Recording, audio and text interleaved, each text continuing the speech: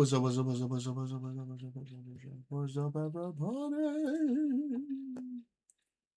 How we doing on this fine Monday evening? Everybody good? Everybody wonderful? Oh, that's good. Very, very good. Let's do shit. Putin makes a statement with his barrage of deadly strikes on Kyiv. The Russian leader is now facing trouble at home, as we hear from CNN's Clay Sebastian. Two women screaming at each other over a spot in line at a Moscow gas station. Scenes like these are becoming more common as intensifying Ukrainian drone attacks have caused... Gasoline, very expensive. Not much gasoline for the Russian people right now. It's very, very expensive and very scarce, okay? Putin is making bad war. Shortages and panic buying. Well, CNN's analysis has found that at least 50 of Russia's regions, well over half, are now officially reporting supply problems. Unofficial reports coming from almost everywhere else. Lines outside gas stations forming from Moscow to Siberia. And here in the southern Krasnodar region, a video emerged showing two women berating a man for filling up a gas canister. Authorities have banned this in multiple regions to prevent stockpiling. That's like the equivalent of buying up all the fucking toilet paper during COVID. Well, other Russians are coping with humor, turning hours-long waits into makeshift tailgate parties, joking that the best place for a date night is waiting for a fuel tanker to arrive, and that Russia's most expensive perfume is now gasoline. Well, this is getting so much attention that even Putin had to address this, warning that Ukraine's attacks are not just about causing physical damage, but about what he called an information operation. In order to, at minimum, create uncertainty for us, or even better, to lead to a schism in Russian society. Well, all this could add to Russia's economic pain. Higher fuel prices mean higher inflation, but there is no evidence yet that it's going to convince Putin to stop the war. Let's focus in on Ukraine's mission, Ukraine's refinery-focused drone campaign. What does Ukraine achieve with this battlefield strategy? Ukraine has surprisingly achieved quite a lot if we consider that Russia is the largest producer and exporter of oil. It has an enormous system of refining and transit from land and sea routes. So as a result of these sophisticated drone attacks, Ukraine has taken about 20% of oil refining capacity of Russia. And it's because the equipment to run these stations is expensive. It's not easy to repair, but also it comes from the West, where there are sanctions imposed to limit Russia's access to any equipment related to energy sector. So this consistent attack led to shortages in many Russian regions of fuel. We already see rationing of how much civilians can purchase. They can't have canisters to fill in to store home, but also this will impact the army, first of all, and this is the goal. The gasoline that is used for armored vehicles and all kinds of vehicles, the production of it dropped 25%. So much this is the problem that for the first time, Russia will have to import some of it from sea. So it's in talk with Kazakhstan and India to actually repurchase India's processed Russian oil that it's refining back into Russia. And we've seen such, vivid depictions of this rationing. We've seen lines and lines of Russian drivers waiting for petrol in Russian cities, along with the images of blown up Russian refineries. What has all this done to Russia's so-called energy superpower status? Why? Clearly, it has damaged it to a large degree, and also something that Russian population could probably have not imagined. They have the flashbacks to the 90s when Soviet Union was collapsing and there was deficit of everything. So it's a strange, harbinger possibly of what awaits Russia, and people perfectly understand it.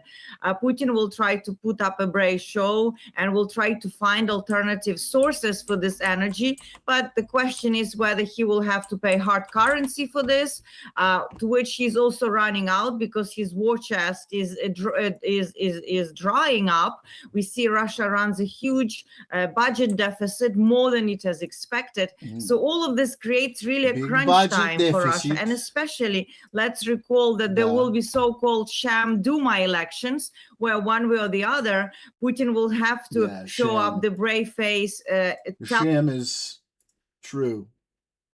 The Duma is like, for folks who don't know, the Duma is like the parliament or the Congress for Russia. And yeah, calling them a sham, quite accurate, because they're going to be a load of shit. How this war is going in his favor, which obviously the Russian citizens perfectly understand it is not.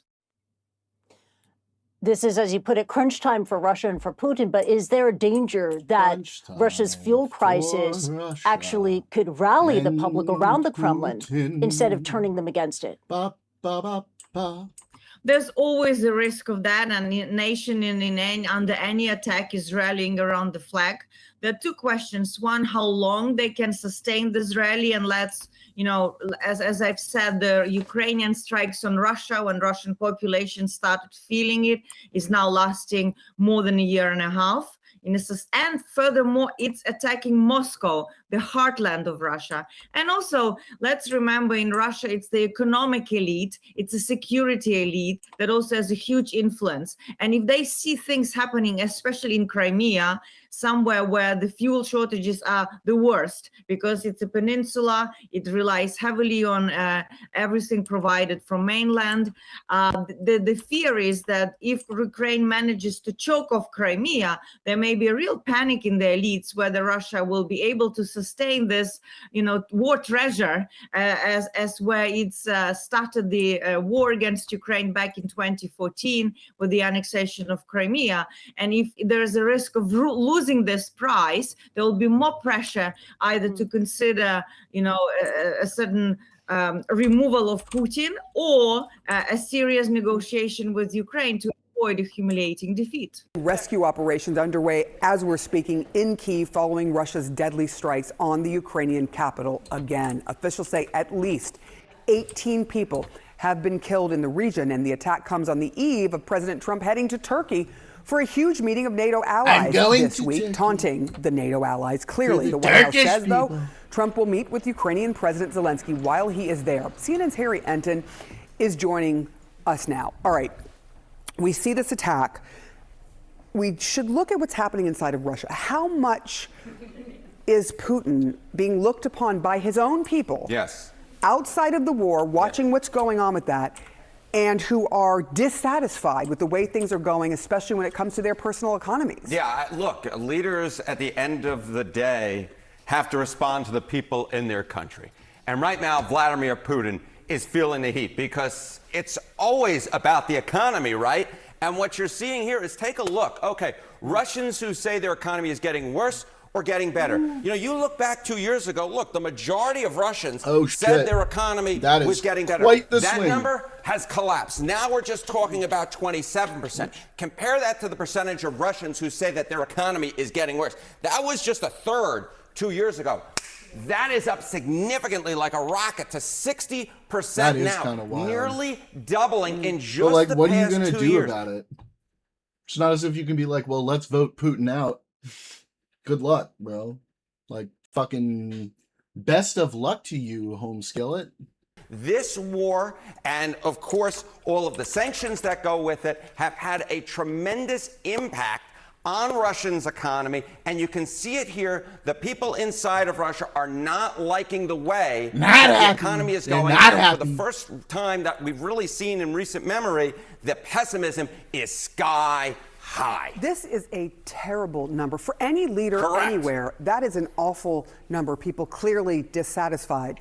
I do want to ask you about what's happening inside of Ukraine, and knowing that President Trump is going to meet with NATO allies. He is on the way to Turkey to do that.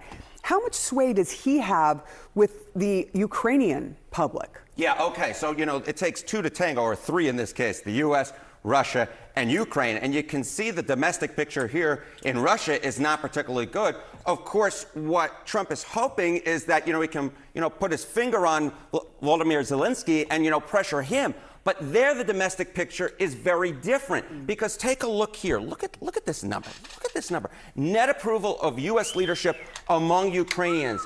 Yeah, Sarah is whistling because this has been a dramatic, a huge shift. You know, when Joe Biden was president back in 2024, U.S. leadership was on the positive side of the ledger at plus 3 points. Look at how this number has absolutely fallen through the floor to now negative 72 points. That is a 75-point switcheroo in the wrong direction. So, you know, look, Trump is going to try and pressure Zelensky to make a deal in the same way he'll try and pressure Putin to make a deal.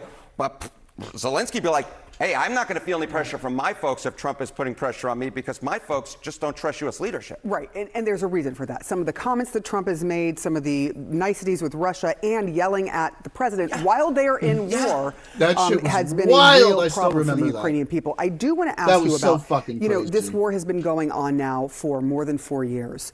And a lot of people thought, even U.S. intelligence thought, that it was going to be Russia taking over within days. The Ukrainians have managed to fight and fight and fight in a way no one thought was possible, including Russia. So how do Americans feel about the war itself? They do have no confidence in Donald Trump to handle this war. Take a look here. U.S. trust on Trump on the Russia-Ukraine war. Look at this number. Overall, it's fallen from 45% back when Trump was on the campaign trail to just 32% now. And look among Republicans, it was 81% 2 years ago. It is now just 60% now. Trump comes in to any negotiations in a weakened state, given the domestic feelings in Russia and Ukraine and the domestic feelings here in the United States as well.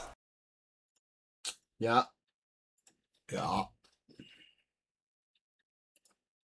Seth, so you say that Russia is currently facing its, quote, darkest period since the war began, with its military stalled on the battlefield, losing territory in some areas. In some ways, it feels like we have seen that headline before, and yet Russia continues to hold on. Yeah, that's the great irony, Erica, is that Russia is losing at historical numbers. Our estimate, 450,000 deaths since the war began in February, and then 1.4 million casualties. To put that in perspective, the U.S. has lost just about 100,000 in all of its wars between World War II and today. Wow. So the Russians have lost 4 times those numbers in only 4.5 years. Yet Vladimir Putin continues to fight and to accept those extraordinary fatalities and casualty rates among his forces despite those losses. And I know there's even among your findings, right? Ukraine, I think, has lost about 1/3 as many troops. Those estimates, though, could even be low because Moscow, I know, routinely underreports casualties. Do you believe there's a chance the actual toll could be even higher than 450,000 for Russia? I mean, it's possible. Any estimate is an estimate. I mean, we have taken a look at a lot of data and talked to intelligence and government organizations from across Europe and the United States. It is noteworthy that the British intelligence estimate is a little bit higher than ours, closer to 500,000 deaths, which is stunning. So, but I think, you know, our general sense is we're in the ballpark. In the ballpark. What does it also tell you about the state of this war, right? And how much longer Russia can actually continue, especially with losses of that magnitude? Yeah, and also, you know, it is worth noting, as we've seen in CNN video clips, that Russian cities are now being routinely hit by drone strikes and long-range missiles. Moscow, St. Petersburg, Crimea, which has been hit. How long can Russia sustain that? That's a very good question. It's one that's impossible to predict. What I will say is Vladimir Putin is feeling the pressure right now, the economic pressure from this war dragging on and the fatalities, which is, I think, why he's looking to respond in some way that, as you noted at the beginning of this segment, President Zelensky is predicting large-scale Russian attacks against Ukraine over the next 24 hours. So Ukraine, right, under attack in this very moment, right? And Zelensky says they're anticipating ballistic missiles. The drone attacks are already underway. When it comes to the losses for Ukraine, the numbers are smaller, as we noted, about 1/3. Ukraine's population, though, is also much smaller. Where do things stand for Ukraine at this moment? Well, Ukraine does face, we call a manpower disadvantage. The Russians have a much larger population, more forces they can draw on, and a much larger population base. The problem Ukraine has is that it has to have this this discussion about does it lower its conscription age right now to something closer to 18, which is where the U.S. was when it was in World War II, for example. Plus, it's struggling with munitions shortfalls as well. So Ukraine has a couple of different problems it's going to have to deal with. What are the chances that Ukraine sees any additional support coming out of next week's NATO summit? Well, Erica, that's a good question. I know there's been a lot of discussion from NATO countries, particularly European NATO countries, of continuing to provide more air defense capabilities and more components for drones and missiles, the ones that we're seeing strike Russian targets in cities like Moscow and St. Petersburg. I think that's going to be a big part of the conversation. How much the U.S. wants to provide, that is a big question mark. Rescue workers in Kyiv are desperately searching through the rubble in the wake of a massive Russian attack on the capital. The overnight bombardment included nearly 500 drones and more than 70 missiles. It lasted 11 hours and killed 21 people. The attacks came amid a stunning new estimate from this war, now in its 5th year, I'll remind you. Now, the Center for Strategic and International Studies says Russia has suffered a staggering 1.4 million casualties from this conflict, including close to 500,000 dead soldiers. And while the Ukrainian losses are much lower, the numbers are still horrific, with up to 600,000 casualties, including at least 125,000 casualties. Jeez. We get more now on this lot latest of attack in people. Kyiv from Nada Bashir.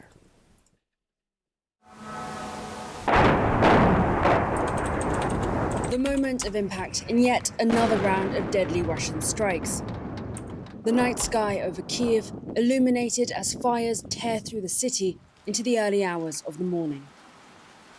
Hundreds of Russian missiles and drones are said to have been intercepted, but officials say at least 33 made impact, killing more than a dozen people and wounding at least 86 others. My kids and I wanted to get out of the room. We jumped out of the bed and started running, but there was nowhere left to run. All the windows in the room were shattered and the door was jammed. I couldn't open it. This latest attack came with some warning.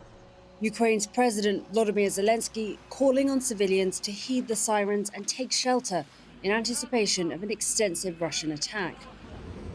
More than 50,000 Kyiv residents are said to have packed into metro stations across the city Wednesday evening, preparing for a long night. Russia's defense ministry claims precision weapons were used to target Ukraine's military and energy infrastructure. Those poor people. But local officials in the capital have condemned what they've described as significant direct hits on residential buildings across the city. In this Kyiv neighborhood, families wait anxiously for news of their loved ones, as emergency services search through the rubble of destroyed homes for casualties.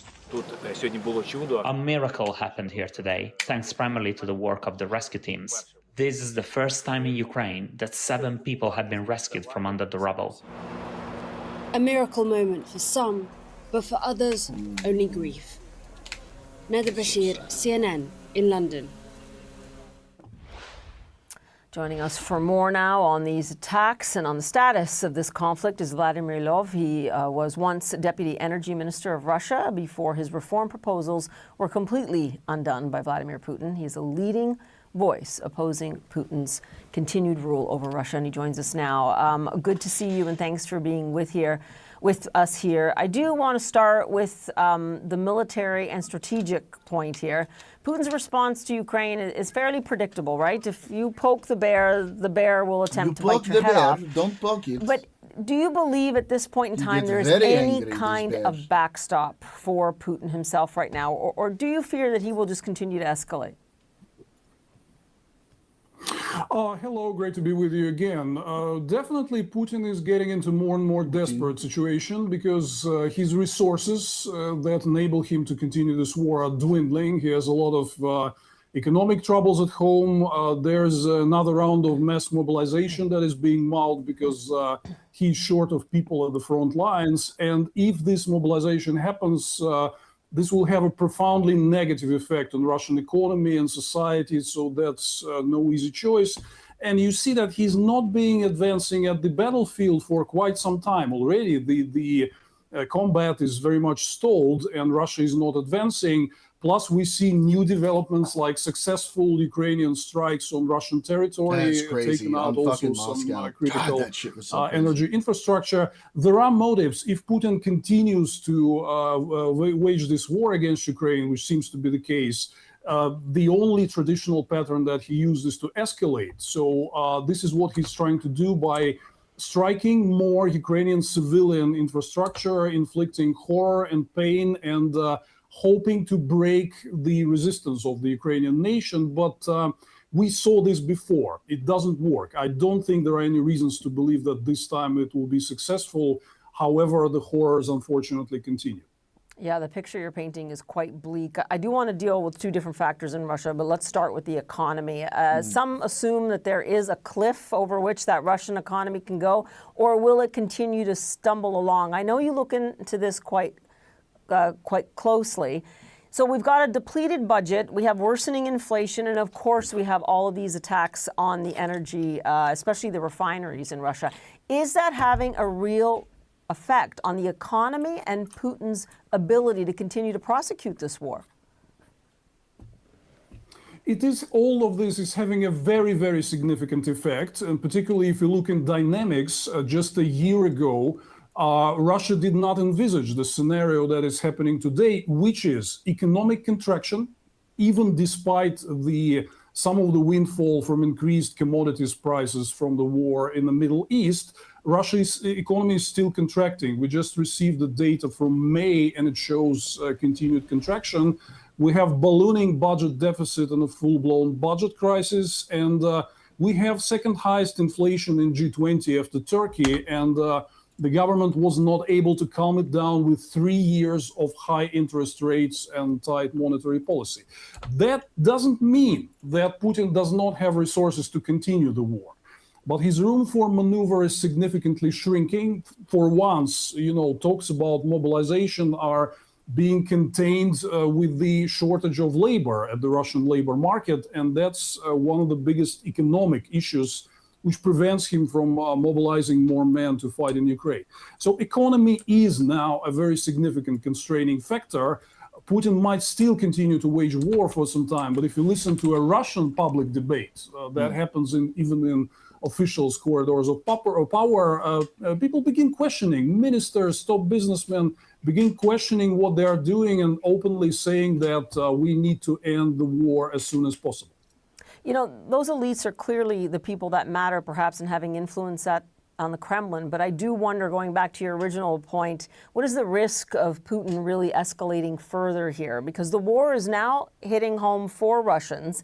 He may actually gain more support for this war, right? Do you believe it could prompt a certain level of defiance that might convince him, you know what, I'm going to hit back even harder? Well, you can look at the objective indicators, one of which is recruitment, drafting of people to fight on the battlefield against Ukraine. This drafting has been dramatically shrinking in numbers. Recently, there are not many men left who are willing to go and fight, even for a pay which is many times higher than a median salary in Russian regions. But still, this stream of new recruits is shrinking. That's one thing.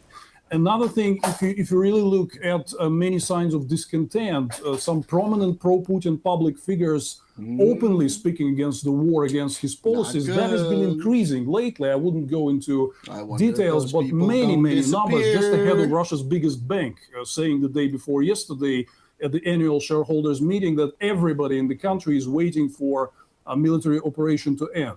So, difficulties are mounting, and there is a cost of war. So if we're speaking about Putin going all out, fully mobilizing the country, the big question is, will there be people who will be willing to join him in this fight? Because the country is extremely exhausted. Right. You doubt whether or not he could pull it off. I've been following very closely what's been going on in Russia in terms of just the lineups at the gas stations. Now, this is impacting everyday Russians. I know you have seen the lines the way I have seen the lines. There are many gas stations that you and I would have been in front of to try and get gas into our cars. You and I both know it's summer. It is dacha season. This is going to start to rile people in Moscow and beyond. How are Russians feeling about this? Because I know that we have the elites. I know that we have what we see on state television. But in terms of what you know from everyday Russians, even if they're afraid to speak out, is this what's going to do it? The lineups at the gas station? Everybody is worried about this. This is what all the country's been talking about and buzzing about lately, because we haven't seen that crisis for decades, for a long, long time, since maybe late 80s or early 90s. But there is a distance. Russia is a full totalitarian country. If you look at, I don't know, Freedom House ranking, we're in top 20 of worst of the worst, in the range of Eritrea and Iran, probably. It's not very easy for societies in the countries like that to transform their discontent into protest. Takes time, takes multiple factors, not just gasoline, but probably something else, and a combination of I different hope Europe things. figured But out things their are energy, or brewing. it's gonna be One another of the global issues that we recently saw for are real. pro-Putin public figures openly With what's saying going that on in Putin is to Iran blame and we and need with to end everything the in, war. Russia Just and in the recent Ukraine. few weeks and months, something unthinkable It's before. gonna be So really something is rough. brewing here. We saw that in the previous century several times in Russia, how all of a sudden discontent transforms into political action. We're clearly going there, but just, I mean, don't expect a fast journey from point A to point B, but the process is heating up. President Zelensky is calling these strikes long-range sanctions, and he is convinced that this is what it takes to bring Putin to the table in earnest. Do you agree with that assessment? Do you think that Putin will now look to bring this war to an end, or will he just double down? Well, thanks for having me, Bianna. I think it's a big gamble. I mean, obviously the effort by President Zelensky is to make ordinary Russians feel as if this is not a distant, cost-free war for them. And I think when Putin came out the other day and acknowledged the fuel shortages, when those who went to his economic forum in St. Petersburg saw the black smoke rising just across the way from a giant refinery that had been hit. It looks like it was hit by a Russian anti-missile system, but nonetheless was burning and dropping soot all over the city. I think that has been successful. The question is there anything in Putin's DNA or his history that would make you think that this is likely to make him more likely to strike an accord? And I don't know many Russia experts who think that it will.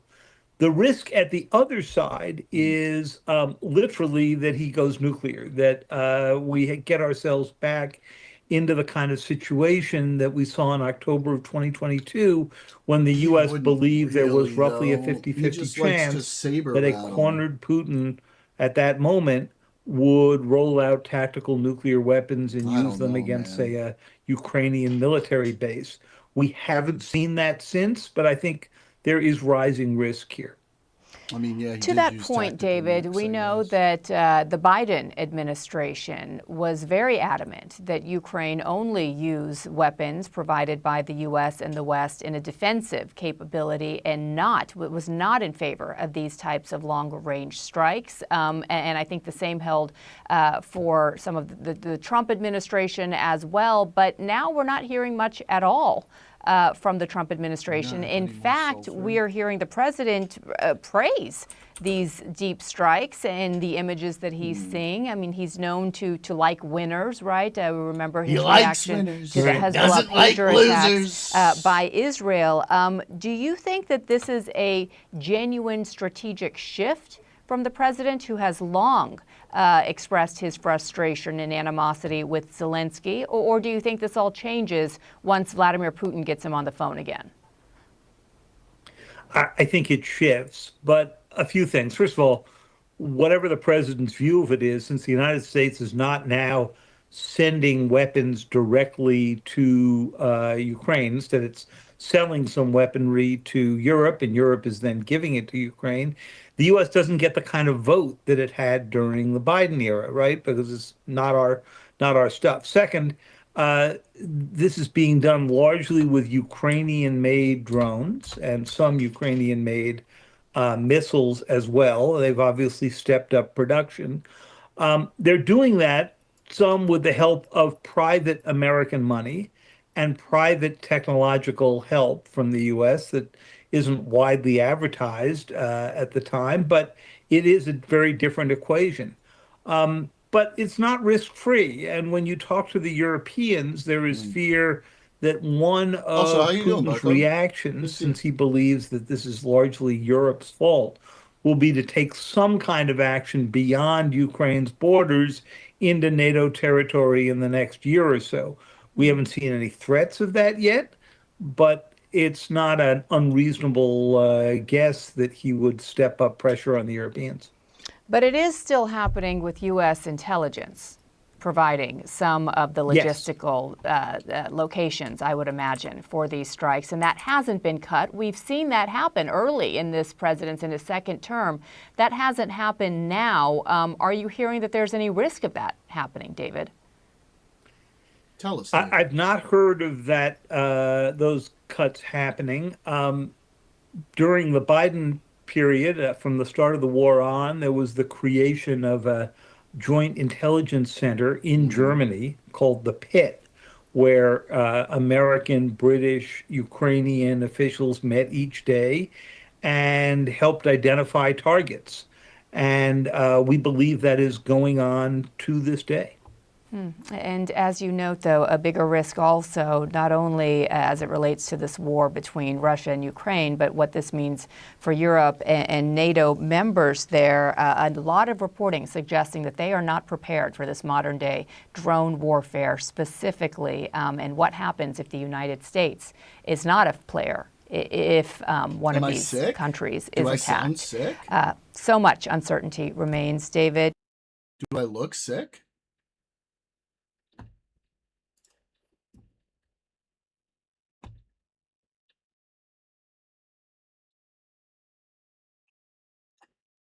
Americans. Billions have been lost since Trump took office. We're talking about tariffs, the Iran war. We're talking about tourism. And we're going to go through it because I have looked through hundreds, if not thousands, of data points to find out, boom, what is the bill when it comes both to the do-re-mi as well as the cost in public opinion, not just here in the United States, but around the globe. And we're going to start off with tariffs. Take a look here. Okay, the loss to GDP in 2025, Trump's tariffs. Look at this. We're talking about $180 billion, $180 billion with a B. That is eye-popping. But it's not just the do-re-mi. It's, of course, the court of public opinion as well. And take a look here. Okay, we're talking about our allies, right? The net approval rating of Trump on tariffs. Look at this. In Canada, we're talking 65 points underwater for our neighbors in the north. They hate the tariffs. Hate. Now, of course, we're talking about the first ally, really, for the United States when it was born all the way back in 1776, 250 years ago. Look at this. 74 points underwater. But you think that's low? You ain't seen nothing yet. We're talking about Germany. Look at this. 83 points underwater. Woof. Yeah, now, well, you know what? It would be I don't know what we would It'd think. be one thing if there was the cost to America and the allies didn't like it, but maybe Americans liked it. But do we like new tariffs? No. No, we No. don't. No, We don't like Look at tariffs. This. Okay, U.S. Americans on new tariffs on imported goods. You know, you go back to November of 2024, look at this. 52% of Americans favored it, 48% opposed. Well, now we are in a completely different world. Yes, we are. We come back to the screen here. In 2026, look at this. 63% of Americans oppose these new tariffs on imported goods. That's up 15 points. Meanwhile, woo, down we go. 37% now favor it. We're right into the Hudson River right here in New York in terms of the favor on tariffs. Now, in terms of the cost to Americans, the cost to you, the American consumer, look at this. Okay, what are we talking about? Total tariff cost paid by Americans? $231 billion with a B per household. We're talking about a little bit less than $2,000 per household. Woof. And that's just between February 2025 and January 2026. Now, I spoke about the tariffs, right? But it's not just the tariffs where the bill is coming due, right? It's about the war in Iran as well. And look here, okay, again, look at the allies. Net approval, Trump's handling of Iran. Look at this. In the UK, 50 points under water right into the Atlantic Ocean. That's what we're talking about. But you think that's low? Look at Japan. Look at Japan right into the Pacific Ocean, 57 points underwater. But again, you ain't seen nothing yet because the Italians, look at the Italians, Trump's handling of Iran, 70 points underwater. You never see numbers like this. You never see numbers like this. But our allies pretty much all agree they do not like Trump's handling of Iran. And look at this, in the median of 36 foreign countries, 54 points underwater. Oi, oi, oi. And you know what? It's having an impact here at home as well. Look at this. Look at Trump's approval rating. Look at him. Okay, Trump net approval on the issues, the economy, which was a strength during term number one. He was 6 points above water. I do love Henry Winkler. I love the font. 6 points above water. Now, what are we talking about? 20 points underwater. Down we go. Down we go. And on foreign policy, look at the decline. He wasn't in too hot a shape back in June of 2018, 9 points underwater. But now, Trump is 22 points underwater, right into any body of water that you want to think of. He's down there with the Little Mermaid. That's really the bottom line. Little Mermaid. And you know what?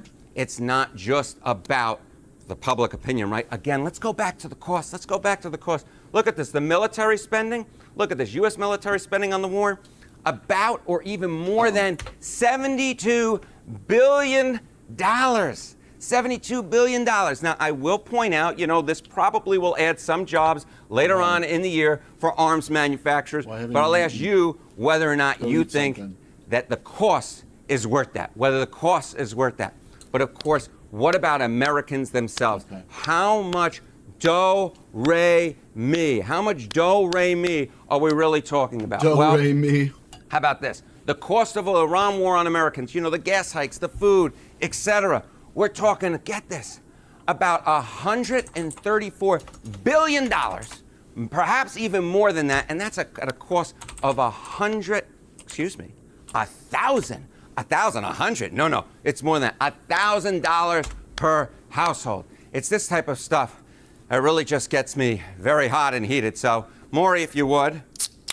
Oh, yeah. A limited edition Dr. Pepper creamy coconut. No way! To cool me down. It's Aurora's favorite. Oh, yeah. That's good.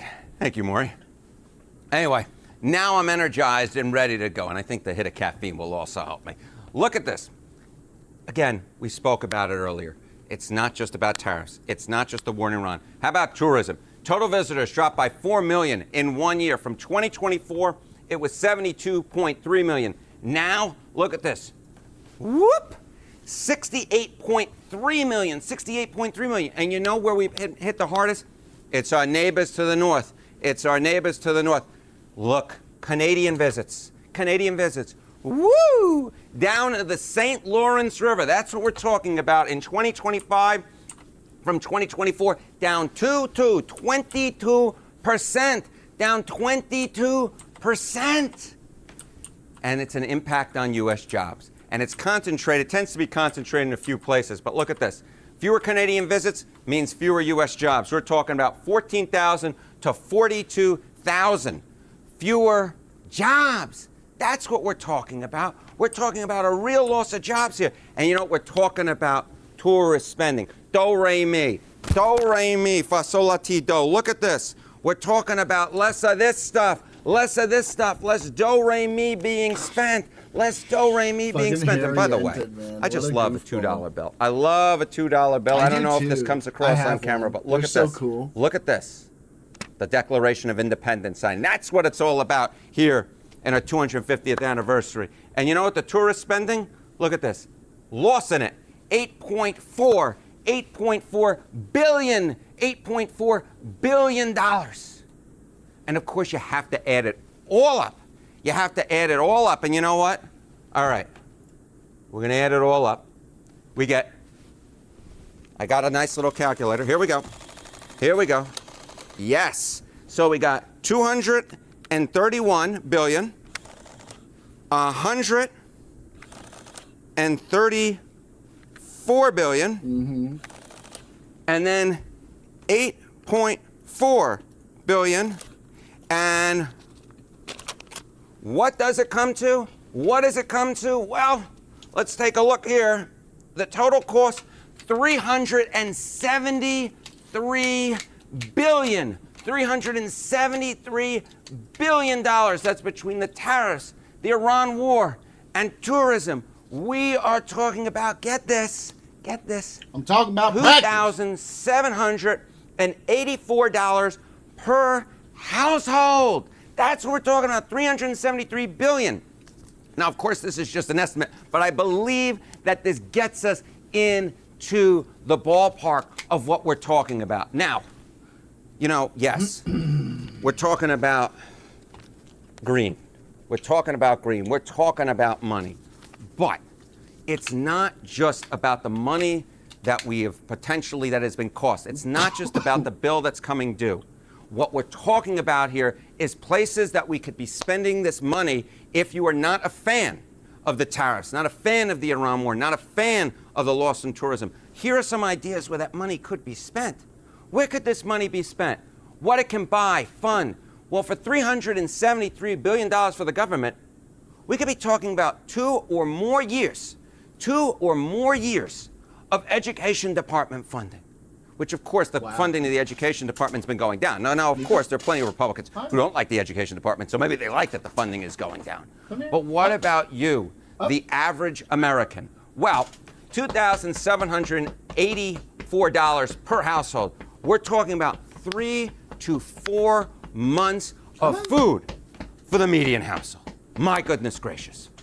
Now, folks, I've taken you through, this is the total cost, the total bill for the Iran war, for tourism, for tariffs. If you like what you saw, leave a comment in the comments section, and also leave a comment to tell me what should we cover the next time around. Now, I hate that we have to do this before America's birthday, but we do. We just need to get out of the way. Joe Kernan is the CNBC host who, while he's not the most extreme host, he's kind of center-right Republican, he is the most nervous, trembling, shaking host when he has to even sort of think about a possible challenge of MAGA. And I know you've been subjected to it too many times, but I think it serves to demonstrate a pattern for what is a very wacky interview we're going to get into and spend quite a lot of time on. I would encourage you to watch this segment all the way through. We'll get through the CNBC segment into Usha Vance's interview with Trump. Oh, no. And somehow I'll fit into all of this a clip of Obama shooting a three-point and Biden going, on it, once again. But speaking of favorite clips, before we get to the first clip of Joe Kernan, the CNBC host, asking Trump a question very nervously and stuttery because of his fear of challenging the powerful, which is supposed to be your whole job, this is not a one-off thing. Of course, this clip we've watched many times where he tries to ask Eric Trump about the Trump family corruption. This is today. Eric, two big deals, and just I'm sure you hear about this all the time. You've got a way, obviously, of explaining that. I mean, you've thought about that when you talk to the president about this, or when Don talks about some of his investments, or with Mr. Witkoff as well. In this one, they're talking about the UAE investing some money. At the same time that they were granted access to some chips, and not saying it's related, but it could be. You're going to see this again and again in mainstream media in terms of a conflict of interest between the president and his position and his family being able to do so. Like, how are we? I'm just so desensitized at this point. Like, I remember when all this stuff was happening in the first place, it was so freaky and like I was so freaked out, and now I just hear them talk about it and I'm like,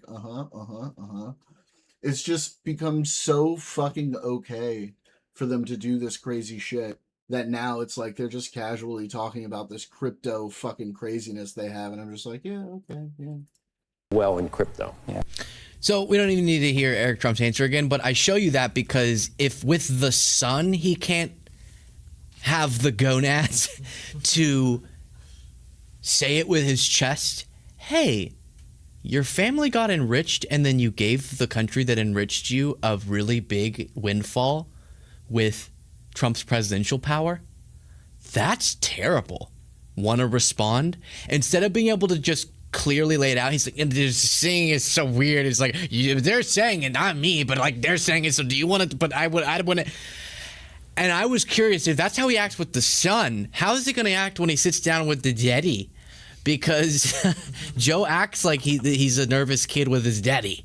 And watch this. This is brutal. One in AI. In the disclosure this week, the amount of money that you and the family made in crypto, it was an outsized number. I was just asking, were you know about the crypto ventures? So that was just something. By the way, I couldn't. What's that, Mr. Skeleton? Oh, Pep Skeleton wants you to. The United States set up a crypto company where he. Joe. Free.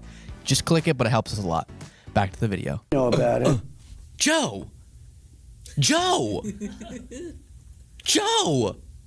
The President of the United States set up a crypto company where he could shadily receive $1.4 billion and then do favors for the people who gave him that money. And your question was, what? You stopped sentences 3 times and restarted something else, and then he cuts you off and you go, yeah. Watch this one more time, and this isn't the only clip that Joe does this in. An AI. In the disclosure this week, the amount of money that you and the family made in crypto, it was an outsized number. I was just asking, were you know about the crypto? Were you know about? Were you, and then, like, literally his body is shaking while he's, what were you know about? This? I'm so sorry. It's like his bosses are forcing him to ask one critical question, and he's like, "Would you know?" And Got to get his balls back. I'm telling you. Number. I was just asking, were you know about the crypto ventures? So that was just something. By the way, I could know about it. I didn't. Right. I mean, there's nothing illegal. There's nothing wrong with it. I could know. There's a specific. I remember Title 18, Section 208 from Congress. You, the Vice President, and you do not have. You would have to recuse yourself. I didn't even know that. You would have to recuse yourself on every decision that could running the country that could have anything to do with you. So it just isn't feasible to do it. Joe. You can't ask a question and then immediately answer it for him. So and you're making $1 billion. But then good. And I was thinking it's all fine anyway. So yeah, I'm good. Yeah, I was saying that. I should. Oh, Google Gaggy, could you give me my pacifier? What were you going to say, Kayla? Nothing. I'm just looking at this interview and thinking about the corruption that's come in the last 250 years. And thinking about the last great American president, Jimmy Carter, who had to give up his family peanut farm because of corporate interest and because of the exact thing that guy's talking about. And Donald Trump has started businesses while sitting in the White House and has made so many billions and millions of dollars. And everyone's just like, well, he's just a good businessman. He's a good businessman. Right. And then he's making these comparisons that, any president could do There's this. Nothing improper any president could here. set up a way where money very shadily could be funneled to them and then go, oh, you did that for me? Here's something with my presidential power I could do for you. This isn't the same as, oh, he still technically owns his property, so he's making money through something he had a long time. Even that, like Kayla said, previous presidents have had to take major precautions to make sure there's no even ability for foreign governments or business interests to funnel money through one of their businesses to benefit them to get something. Trump has been creating new projects to either enrich his family or himself that in many cases rely on his power as president to make possible. That's the problem. It's not just that like, oh, I had in an index fund some money and because I did good as president, the stock market went up and it technically made me more money. This is in addition to everything else I said, him also making individual, or someone on his behalf, making thousands of individual stock trading decisions, which normally is not happening at all with a president. And sometimes making massive purchases of stocks right before his government makes a decision that will boost those it's just stocks. so crazy, dude. Joe We Kernan, just if don't you even had care a anymore. spine, you would be able to Everybody's lay just- that out and that's make him just what we actually live answer with for now. it. That's But just the instead, you world. apologize like That's 4 times America. before you even get to the question, and I don't even know what the question was. There's a thing with the thing, and Get used to it. But making money in the stock market, that makes Shut the sense. fuck up, So, essentially. as far as crypto goes, and I'm just wondering, you That's where we didn't live now. divest That's your the business, world you we have your exist sons in. That's running the it. America we exist I think in. Vice President 250 years in, president just gets to do all kinds of improper shit. Presidents That's aren't the- subject really to conflict of interest laws, but there's this notion that you need to be aware of conflict of interest. Yeah. There was a large sum of money made in crypto. Did you know that your family business was going to engage in crypto? Did you have anything? Well, I was here before. I was there before. Finish your question, Joe. Did you have any... That's what he did. Did you have any... Going to engage in crypto? Did you have anything? Well, I was here before. I was there before I was in office. But I was here the before way I was there crypto before. is a little differently. We have to be at the top, otherwise China's going to take it Yeah, over. but that doesn't Like, for mean instance, you AI. have to be at the top, bro. We're leading substantially in AI over China and everybody else. I mean, we're leading. When I was with President Xi 3 weeks ago, he greeted me and his first words, I mean, literally were, wow, you've really done a great job. You've really, because this country was dead. We had a dead country. Now we have the hottest country in the world. Hottest And the way I look at country in the AI, or the way I look at So hot, crypto, 10 out of 10. is if we're not Would going to do do. it, China's going to get it. Most likely China, but somebody else. Smashing. Japan, somebody. What do you mean, no doubt, on Joe? this country. Him having a crypto firm has nothing to do with if our country is more It's almost like I just said that. advanced or leading on crypto, which that actually doesn't make much sense in that context. AI, I get a little bit more, but sort of still weird. But you're like, oh, you know, if the U.S. has the most advanced, comprehensive, and innovative AI programs, then we will be the one that is, our companies will be getting enriched by selling that to the whole world who's going to want these products. If we stagnate and China has the most advanced programs, then they're going to be financially benefiting from the world wanting to purchase their products, I guess, would be like the why we need to win. Okay. A lot of questions about why that can't include a regulatory framework, but that has more sense to it than why did I receive $1.4 billion directly? Because we have to beat China on crypto. So weird. And dude. Joe goes, absolutely. So fucking weird. Also, no, I'm not doing it. Not doing the double entendre again. I refuse. But you fill in the blank there. And then this. Handling it away from my kids, because every time my kids do, if they invest in a stock or if they go and do a bill, anything they do, because the presidency is so powerful, so big, everything, if they buy a cupcake company, well, the cupcake company. Oh, so big, everything, if they buy a cupcake company, well, the energy to make the cupcakes is, you know, sort of like, how's my energy policy? So therefore you have a conflict. Almost anything they do, if they want to buy a truck, if they want to buy, you know, if they buy an energy efficient truck, if they have inside information. It's pretty tough in that sense. I tell my kids, stay away from as much as you can stay away from, but they also have a life, you know, Oh, it's so brutal. This is so brutal. How dare you, Joe Kernan, get to sit in the Oval Office with the President of the United States? Sorry, there's someone doing lawn work outside of our office, and it's getting concerningly loud. It's like it's about to come through the window. This is wild. But watch. Like, again, like what do we even say at this point? It's like we've talked about it so much. Do I say for the 5 millionth time, I can't believe he's enriching himself via the office of the presidency? Yeah, I can't believe it. It's fucked up. And he's going to keep doing it since nobody's going to stop him. This wide shot as Kernan's listening, and look at his hands with his paper. Okay? Watch this. Wait. Oh, it cuts to Trump. It's going to come back in a second.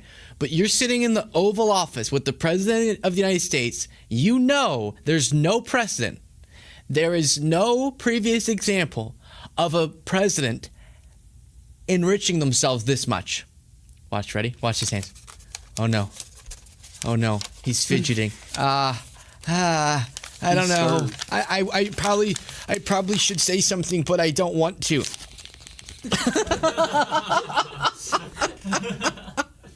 I know I should say something, but I don't want to. If that's what he's doing. Put a pacifier in your mouth. If you're gonna be such a baby. Oh, that's a good bar. I'm gonna use that more. Oh, do you need a pacifier? Because you're acting like a baby. You can use that. No copyright. So you could just ask. No, I get, because you might be missing what's going on in this interview because of how bizarre it is. What Trump's argument is I should be able to do whatever I want to do, and my son should be able to do whatever they want to do in business, because you can't really avoid all conflicts of interest if your family member is the president. And if that were our argument, it would be true. If the point was you can't do any businesses that could be impacted by the decisions of the president, that's impossible. We all get impacted. All of our businesses get impacted by the decisions of the president. That's not our issue. Our issue is that the president is doing things in his role as the president that then cause your businesses directly to get outcomes that wouldn't otherwise have happened at all. Like the Kazakhstan, as Alex Jones put it. Not good. Kazakhstan. It's bad. I almost watched it too. You're not supposed to do that. Trump administration facilitates it. The Trump boys take a stake in it. That's not they have a cupcake company and then the Trump energy policy impacts the cost of the cupcakes, and technically that then means there's a connection. No, this is a specific thing Trump did that then enriched his sons, or the UAE example trading on favors, or the Binance example trading on favors, or the crypto coin itself allowing for whoever to just pay directly Trump money. That is not the same as there can't be anything that you do that get impacted by the decisions of the president. This is when the president uses his office to directly benefit you specifically, and you are his son or you are him, then that's a problem. Example, the president's the highest paid person in government.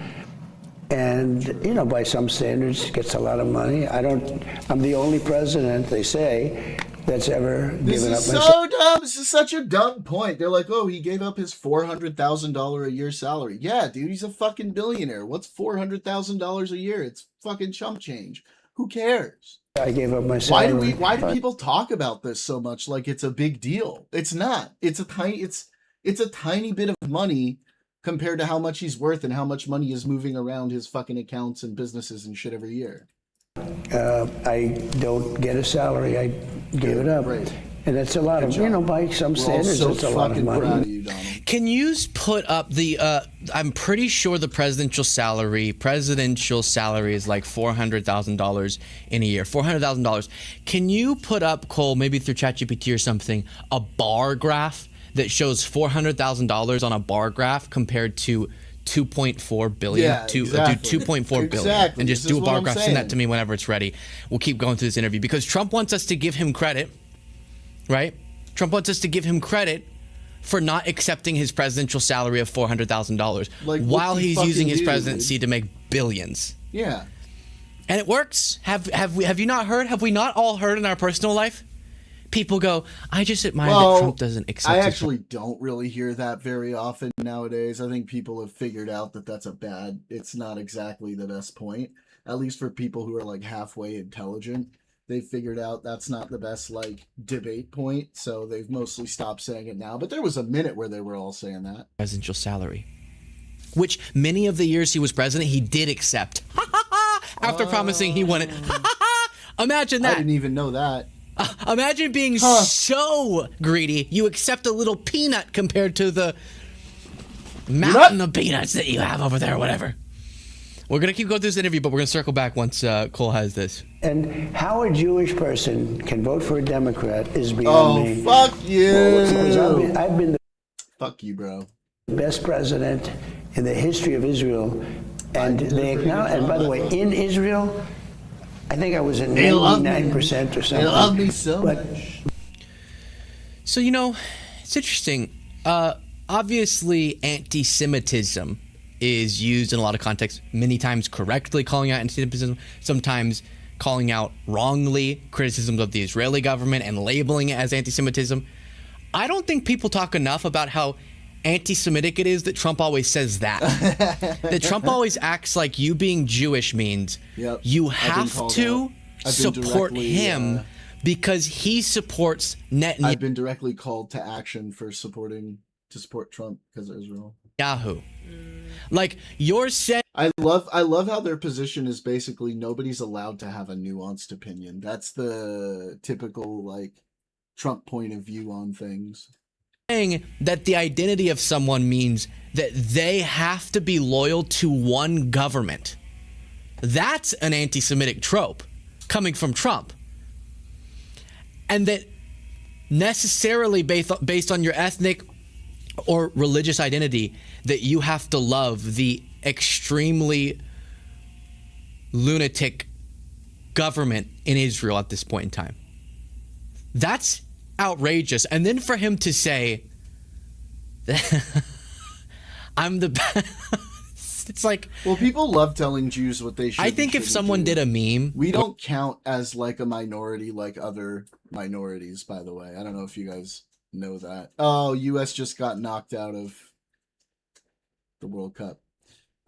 Yeah, Jews, we don't count as a minority like the other ones because we actually do okay generally. So we don't get to have the benefits of the other minorities anymore. We did for a little while, right? When people like cared about the Holocaust for a while, but now it was too long ago, so we don't get that anymore. Where they pretended like Trump said what I'm about to say. People would go, oh, that sounds like you're trying to say everything's about Israel, you know? But he actually said, I'm the best president in the history of Israel. Like, wait, what? What about the country you're president of? I'm so popular in Israel. Well, that's not what you're supposed to be. Okay. Interesting. As he's throwing around like loyalty tests. Obviously, the you should get your head examined quote comes from him talking about Jewish people. That if you don't vote for him, you are mentally off in some way, is his argument. And of course, Jewish Americans vote for Democrats much more often than they vote for Republicans. So he's calling the majority of Jewish Americans mentally ill, essentially. You have to have your head examined. Because your Jewishness to Trump is defined by how much you support Trump through Netanyahu. Utterly insane. Yep. Utterly insane. Quite. Is it ready? It's ready. Okay, so let me remind you of this clip because I think you need to. You really need to soak this up. Example, the president's the highest paid person in government. And, you know, by some standards, gets a lot of money. I'm the only president, they say, that's ever given up I gave up my salary. So you should be applauding Trump and going, he is so selfless. He's so great. For not accepting his presidential salary. Here's how much his salary would be as president. Oh, here we go. Here comes the bar versus graph. how much he's made ridiculous. just in the first year and a half of his presidency. Look at that. You see? That's so You know funny. what? No, I can't see the 400,000 because it's so tiny compared to the 2 point. Terrifying and awful, but you know. No, it is. It's just terrifying and awful. 4 billion. So, like, imagine you had a single grain of rice in the palm of your hand, and then imagine you went to the rice aisle at Costco. That's kind of like the comparison. Yes, thank you. I didn't visualize it until you said that, and now I got it. Put that up one more time. If you ever, someone full screen it for a second. Screenshot this, guys. Screenshot this, okay? Screenshot it. And then you can take it down now. When you hear one of your friends, I have extended family members and friends who have said, you're talking about money he's making in office, but like he doesn't even accept his presidential salary. He's so focused on us. Show them that. Okay? That's all I'm saying. Just show them. See what they say. Usually they just go, but I put him in office to run America like a business. Okay. What does that mean? Run America like his business? Like turning America into his business for himself? Was that the point of this? Which is an insane thing to say, because these people, working class people, when have they ever loved their boss? When have they ever been like, my boss is looking out for me, not you? When have they ever been like, oh man, the boss man's so nice. He gives us all the breaks we want and all the vacation, and he pays us enough to raise families, and I don't cry in my car in a Target 15 minutes a day before I go in because it's such a good work environment. Like, all of these people do not have relationships, again, statistically, with their boss that would make them want to, that should put them on the side of someone who says they're going to run something like a corporation, which in America means bare bones and to the detriment of most people. I don't think that you get it, Kayla. I just don't think you get it, because we need someone who can who can be a deal maker. Like a businessman. You're not getting it. I think you're missing. It's funny you said that about me, because we were at a party last night, and there's a big circle, and I was like, oh, that looks like a fun circle, and I walked up to it, and they jokingly, when everyone stopped talking, I was like, what were you talking about? And they actually happened at the time to all be talking about their bosses. And Jaden and Cole were in the circle, and I was like, no, really, keep going. And then, as we're on the topic of interviews, Usha Vance has a show, I think, for kids where she does like story time with the second lady and reads books with prominent figures, and she had Trump on. Hello, I'm Usha Vance, and welcome back to Storytime with the Second Lady. I'm so excited to share another great story today, because when we read, we grow. As you probably noticed, we're not in our normal reading nook today. Was pause for smile in the teleprompter there? Of all the people in the Trump administration orbit, I have the least problem with Usha Vance. I don't think she really wants any of this, to be honest, but like, whatever. She's still a Vance, so I can still judge her for that. But, which wasn't even his name, was it? Didn't he change his name like a bazillion times? Whatever, doesn't matter. But I think in the teleprompter it read, pause for smile. We grow. As you probably noticed, we're not in our normal reading nook today. Instead, we're actually across the street at the White House, where the President of the United States lives. In fact, we're in his office, the Oval Office, because today's special reader is none other than President Donald Trump. President Trump, thank you so much for inviting us into your office today. Oh, thank you. Thank you, Usha. Would you mind? Now, here's what's interesting to me. Nothing about Trump is comfortable normally. I don't know why he looked so large. I don't know why the Oval Office looked tiny all of a sudden. He's just swallowing that chair. It's just impressive. I don't want to be vulgar, but that does not look like a posture you sit on a chair. It looks like the posture you sit on a toilet. Look at that. That looks like a toilet. Okay, anyways. And the only time he's ever had that many documents stacked up was in a bathroom with his classified documents. But watch as he goes, hey, Usha, good to be here. Because today's special reader is none other than President Donald Trump. President Trump, thank you so much for inviting us into your office today. Oh, thank you. Thank you, Usha. Would you mind? What's crazy is that's somehow 10 times more comfortable than J.D. Vance's interaction on this show with Usha. Special reader is my husband. That's weird. Vice President of the United States, J.D. Vance. Thanks for joining us today, honey. Of course. Good to see you. Hey, somehow Trump is more comfortable with Usha than That's J.D. so Vance is. weird. Wowza. He was asked if he reads. It's his own wife. Everything that you just described, all of these incredible accomplishments, they take a lot of reading. Do you have any time to read for fun these days? So I end up reading mostly newspapers. I usually read stories about myself. Well, with so much going on in the world. Oh my God. Is this good for kids to learn? You know, the best way to live your life is just don't read unless it's something about you, because you should be obsessed about you always. How loud do these leaf blowers Two more showed up. get? This is an assault. This is wild. I apologize if it's really loud, guys. It will go away eventually. but we got to keep going through these clips because they get bizarre. By Jimmy Carter, he liked playing tennis. Trump sounds real bad. He sounds hoarse or something. By Jimmy Carter, he liked playing tennis. He had a hard time as president. And then you had Barack Hussein Obama. He always used says the same court every for single basketball, so they used the Every tennis court single for time. tennis. Jimmy would play there with He his wants you to know daughter, his last name his is- wife. his middle name He is was a nice Hussein. man, very nice man. There's a picture of each. Jimmy as a tennis player, Barack Hussein Obama as a basketball player. I don't know if he's a good basketball player. I tend to doubt it. You tend to doubt if Barack Obama was a good basketball player? Really?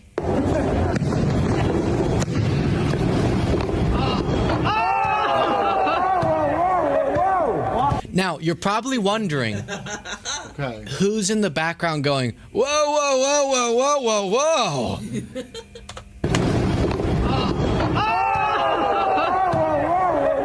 That's what I do. That's what I do.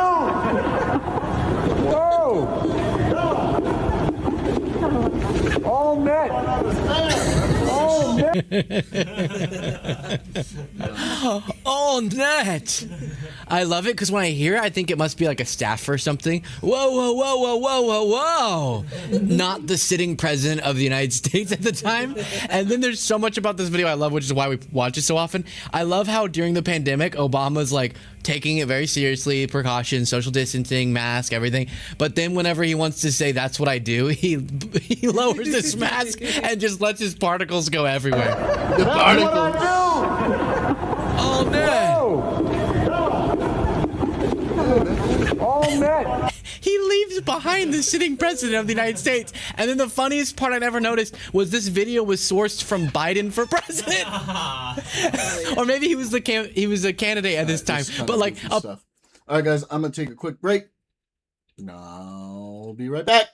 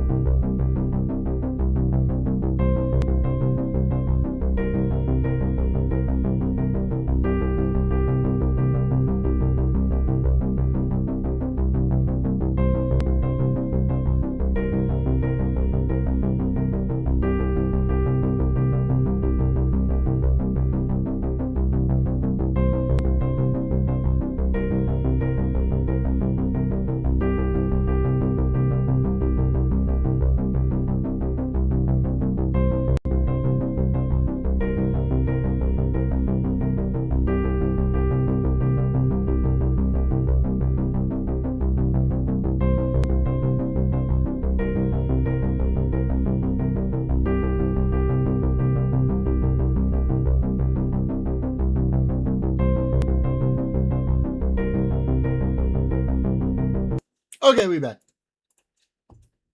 Sorry, boys and girls. I is back now.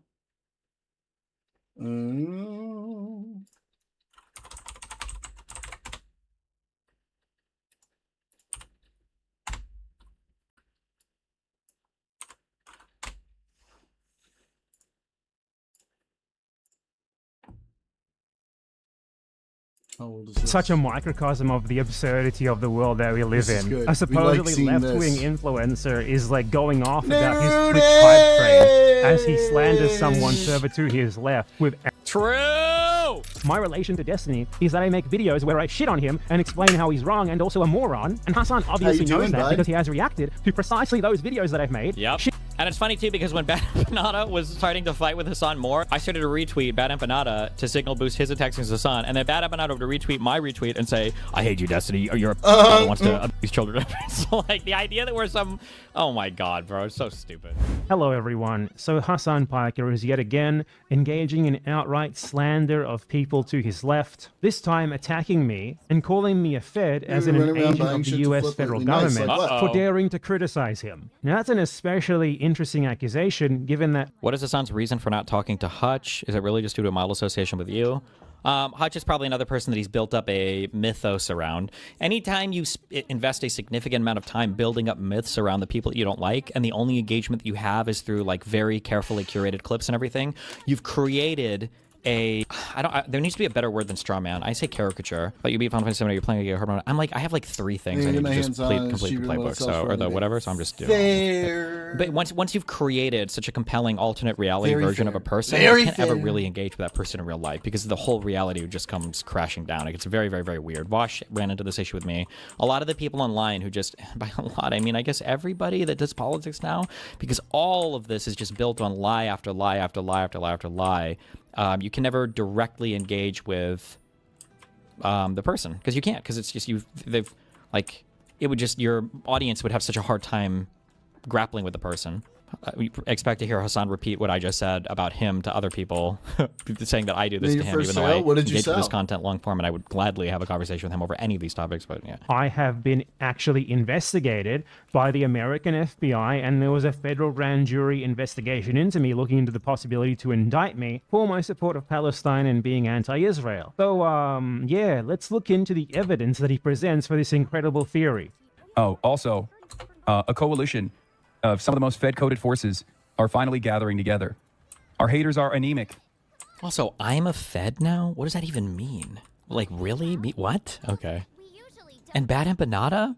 I don't even think he's in the United States, right? Like, what? Cool. Okay. Our haters must be anemic. Cool as fuck. But they are doing their very best. The real horseshoe has been unlocked. Joining forces off of That makes me think of 40-year-old Virgin, where his like love interest had like a selling on eBay store. You remember that? mutual and shared enmity towards a political content creator. It seems to me like the haters still want to maintain being waiters at the table of success. And then Never thought I would Jonah see Hill was in there, and he was like trying to buy boots with goldfish in them, and she was like, "Well, I don't actually sell anything in the store," and he was like, "I don't understand. I'm just trying to purchase this item." And she's like, "Well, you can purchase it on eBay." He's like, "Yeah, but like I'm here." It was like early Jonah Hill role. A far left, ostensibly, someone who considers themselves to be a far left doxer and a center right liberal groiper doxer.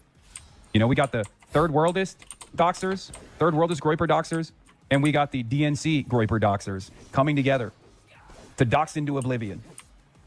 Fantastic. Level 7 hype train, ladies. Like, look at all of the terms, like, thrown together. Like, oh, this guy? Isn't this guy like a groiper? Isn't this guy like a groiper DNC, Never like far-right again, capitalist, like Protoss main, supports the Andor Stormtrooper? I don't know what else, but it's like all the buzzwords like thrown together. Like, really? Keep in mind also, nobody has amplified Bad weird. Empanada and all of his doxing behavior more than Hassan Piker. Hassan Why was are they the so most expensive? popularity that Bad Empanada ever got on stream. And not popularity like debating him like I did to Fuentes when people accused me of being the sole progenitor of fucking Fuentes' entire career, that I'm the person who literally gave him everything. But like that, literally, like just so had they Ben have to be Empanada really on his stream, well-protected. was Gotcha. giggling about, I think they were talking on stream directly, right? And then, you know, was showing him doxing everybody in the video. It's just like, whatever. Gentlemen, love you, dude. Thank you for the 5 gifted subs. Level 7 hype train. Like, this is just such a microcosm of the absurdity of the world that we live in. A supposedly left-wing influencer is like going off about his Twitch hype train as he slanders someone further to his left with Yeah, that makes True! sense. I thought about this for a little bit, but between my court case and everything else going on, and also I just wasn't sure if I wanted to deal with, I just don't have the public flexibility at the moment. I was thinking about like taking an actual trip to Cuba and doing it with Bad Empanada because I thought that would have been hilarious. But the things that stopped me were that, one, I would have to fight a huge like messaging war with my own community because my own community would get mad at me, and then publicly I don't know how much I want the association to be there. But then I'm also not really sure how genuine Bad Empanada is. I think Bad Empanada is a genuine leftist. I think he's fucking crazy, but I think he's a genuine leftist. And I do It really would only make sense for like pretty rare ones then, right? Otherwise you're just losing money. What about like 60 comics that only had bags? Like, I legitimately feel go like really bad for the Cuban people. I'm not gonna hit the time box. Yeah, I just don't know if I want to do all of that. But a good thing I didn't, I guess. outright lies. 90s junk Thank you so much, everyone, for donating to me, someone who's already a millionaire. Get that hype train going, as I do slander of people who are definitely not millionaires and definitely nowhere near as close to power as I am. True. Oh my God. True. Anyway, so let's look at the evidence for this claim, right? It's a screenshot of a Destiny stream where So he Infinity apparently Gauntlet, they'll looked save at a lot, a video on my probably. second Hell channel yeah. for about 5 seconds and then closed it. I'm not shitting you. That's Hell the basis of yeah. this. He is claiming that I am That's working with fucking Destiny, badass. who he, by the way, whitewashed, calling him center-right. I wouldn't call Destiny center-right at all. yeah. The guy's an outright fucking fascist. But Yeah, here's evidence Destiny's that a he working with fascist. Destiny is literally Destiny bringing up one of my videos on his stream God, for 5 seconds and then leftists are closing crazy, it. That's it. man. That's the evidence. And on that basis, he declared that I am a Fed. Me. Someone who has actually been investigated and borderline persecuted by the American federal government, the FBI, the American court system, for their pro-Palestine advocacy. You know, I obviously have never gone on Destiny stream or anything like that, except one time like 5 years ago to debate against him. You know, in actual reality, my relation to Destiny is that I make videos where I shit on him and explain how he's wrong and also a moron. And Hassan obviously knows that because he has reacted to precisely those videos that I've made. Yep. And it's funny too because when Bad Empanada was starting to fight with Hassan more after they ended up basically comment to killing each other, condition too, of course. I started to retweet Bad course, Empanada big to signal time. boost his attacks against Hassan, and then Bad Empanada would retweet time, my big retweet time. and say, "I hate you, Destiny. You're a that wants to abuse children." So like the idea that we're oh my God, bro, it's so stupid. Hitting on Destiny before. He knows that he's lying here, obviously. And, you know, we can also ask a pretty simple and enlightening question here. Between me and Hassan Piker, which of the two of us have politics that are in practice closer to Destiny? Obviously, it's Hassan Piker. They're both Democrat Party voters. They both think that the way forward in American politics is to vote for slightly more progressive Democrat Party this candidates. guy is Their politics such are, a in practice, fucking essentially nut. identical. There's next to zero difference between them. There's maybe like... So this is a conspiracy theory of which I have literally zero evidence for. I fully admit that, okay? One of the things I wondered, though, but the thing is, I don't know if Bad Empanada has ever done anything strategic, ever, or if, I guess there's I don't know if he's ever done anything strategic, or if he rape literally is just like a accusation hardcore against leftist and he him. just wears everything on his sleeve. I wonder sometimes if Hassan has told more radical elements of the left fucked to up, everything attack that him keeps and happening. fight with him to give him the perception among some people Seems as like being bad not as far news. left as he actually is. I do wonder that sometimes. And I feel like at the level of coordination that a lot of these things have behind the scenes, that wouldn't even be like the craziest thing to happen. I just don't, Bad Empanada is such a wild card, it's hard to say, but Bad Empanada's summary here of how Hassan pushes politics is not even remotely true. Maybe it's true compared to Bad Empanada, who is like the most radical far left person you could be, but like 4 or 5 differences in their preferred candidates, and that's literally it. Whereas I reject the Democratic Party entirely. So how does this motherfucker get the Wow, how gall to brave accuse of you to reject the Democratic Party entirely. It's almost like you don't actually care about the things that you fight for. me of working with Destiny based on some shit he made up, when in actual practice... because this line is, but it could be, the problem is this could be, wait, That's what was the just breaking the point between story Bad Empanada and nowadays, isn't Hassan? it? I think it's that Hassan still wanted to play nice with the Democratic Party, and Bad Empanada wants to like burn it all down. But the line that Bad Empanada just gave is the perfect cover for Hassan, right? Like if Hassan was writing a script for a far lefty to fight with him, he would write that. I need you to say that you want to burn the whole Democratic Party down, and I don't. I just want like a few. I just want to like swap out a few politicians, but for the most part, I'm like aligned with the whole Democratic Party. Like me and Destiny, we would vote for like all the same candidates. Like that would be the perfect line to write for Bad Empanada if Hassan was writing a controlled opposition line. But I don't know. He and Destiny are infinitely more aligned than me and Destiny will ever be. Hassan has worked with Destiny way more than I ever have, and if I use his logic here, where if someone looks at one of your videos, that means you're working with them, then he's working with fucking Asmongold. Oh, look. I typed Hassan Asmongold into YouTube, and I found a video of Hassan Piker with Asmongold on his stream. He's definitely talking to him right here. These two are best mates. They're working together. Horseshoe theory in action. Isn't the horseshoe theory thing interesting, right? It's clear just how much Hassan Piker is becoming more and more right-wing, and that now he's literally using the most liberal centrist coded bullshit ever, like horseshoe theory, to attack people to his left. But yeah, this is the sort of logic that he's engaging in here, right? And this is exactly the sort of attack that Hassan has to engage in against me, because he's unable to actually react to my criticism honestly, so it's just defamation, defamation, defamation, slander, slander, slander. Nothing else. He's totally incapable of anything but this. You know, when I respond to Hassan, I show you what he says. I show you what he says extensively. I bring the receipts. I show his arguments and I respond to his arguments. When Hassan responds to me, he just fucking lies. He doesn't show a single fucking second of anything that this motherfucker talk about horseshoe theory is crazy. I actually say about him from any of my videos. Frustrating, huh? That's pretty frustrating, huh? Yeah, true. That is how Hassan works. He just sits there doing defamation and slander the whole time. Like this, it's insane. It's the only thing that he's capable of. Because fundamentally, he knows that he's a fucking bullshitter. He knows that the stuff that he's saying isn't true. He knows where he's leading people. And someone like me who's pointing to it, who's calling it out, is a great inconvenience for him. You know, a couple of months ago, Hassan was like pretending that he was getting subpoenaed by the US federal government for going to Cuba. Now, that never actually happened. All that happened is the US Treasury Department sends an email to Code Pink, not even Hassan. And I joked about that at the time by posting an image of Marco Rubio asking me for info on Hassan Piker so they could put him in prison, like a fake DM in Fortnite of Marco Rubio. Let me show you that. Marco Rubio. Hello, I hear that you have information about Marxist communist Hassan Piker. Now, Hassan's fans went ballistic about this, and they were like, oh my god, Bad Empanada, how dare you not show solidarity with Hassan Piker in this moment, you piece of shit. Meanwhile, the FBI actually investigates me for real and subpoenas me for real, and Hassan goes on his stream live and doesn't just not show solidarity, but smears me as a Fed. This guy wouldn't show any solidarity with you, you know? So when they demanded of you, remember that. If you're someone to his left who criticizes him from his left, you can expect the same sort of level of solidarity from him when the US federal government comes for you. And they came for me. Let me show you the part of my recent main channel video where I show this. Fuck you. In May last year, I received an email that shed quite a bit of light into what had been happening. It read, Google received and responded to a legal process issued by the Federal Bureau of Investigation compelling the release of information related to your Google account. A court order previously prohibited Google from notifying you of the legal process. We are now permitted to disclose the receipt of the legal process to you. They then gave me a reference number for this investigation against me, but nothing more. So that was pretty interesting and also enlightening as to what had previously been happening to me and people who know me. Clearly, there had been a more formal, serious investigation into me than what I had known about. And they attached a copy of the subpoena, which was a grand jury subpoena. Pretty serious sounding, right? Now, I thought that if this is a grand jury subpoena... Damn. Grand jury subpoena, meaning they were seeking an indictment, right? That's what that would mean if you are, or is it that the grand jury itself issues the subpoena, rather than an investigator or a prosecutor? I mean, Rooney, at the end of the day, that's kind of how it always goes. I mean, it was a grand jury was involved, so they were looking for an indictment there. That's pretty crazy. That's pretty crazy. Damn. Yeah, that's not just an FBI investigation. What the hell is that? That sounds like a trial. But then I looked into it and I found out that apparently in the US, they convene juries for investigations, not just for judging trials. So it probably was an actual trial and was rather just an investigation. You know, I think it would have been weird if they had had an entire trial. I don't think he understands the process, or I'm misunderstanding something, but I think he's downplaying it there. If a grand jury has been convened, that's because they're trying to get an indictment against you to charge you with a crime.